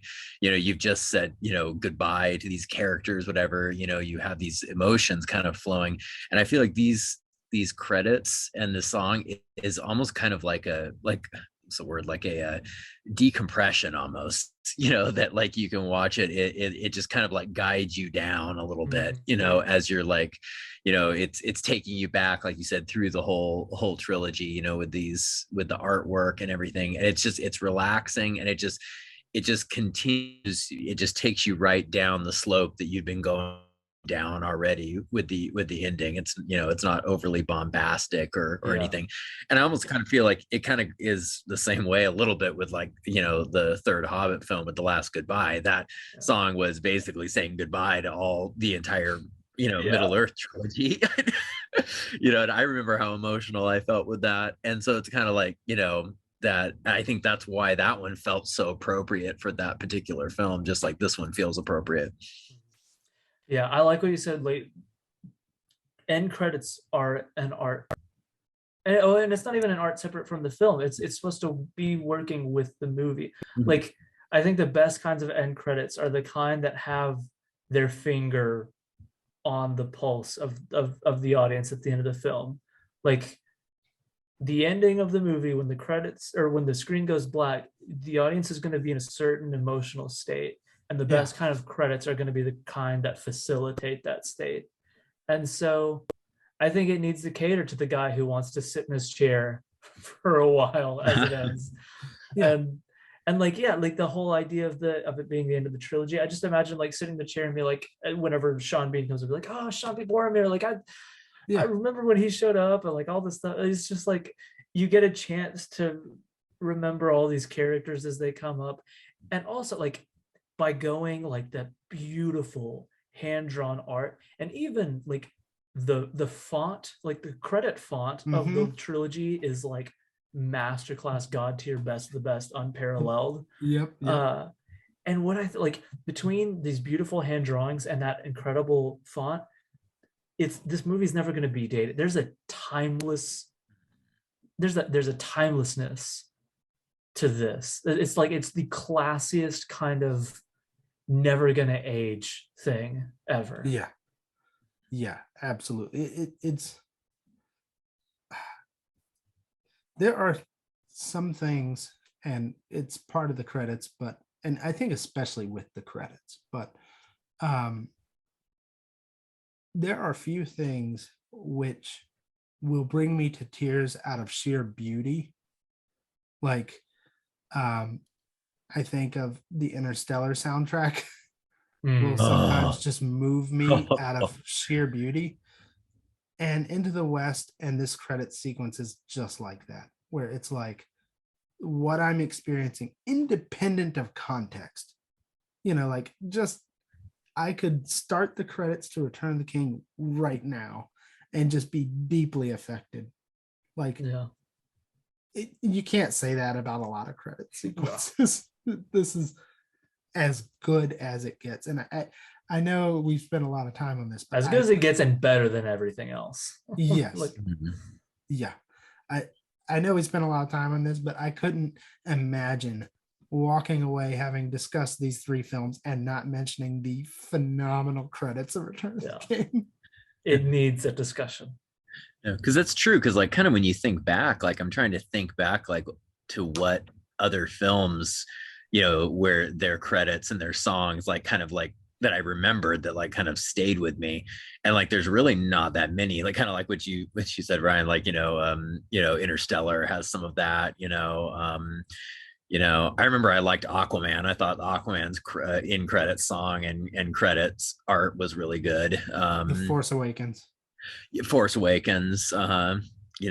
There's a few, but there's not a huge amount though when you think about it.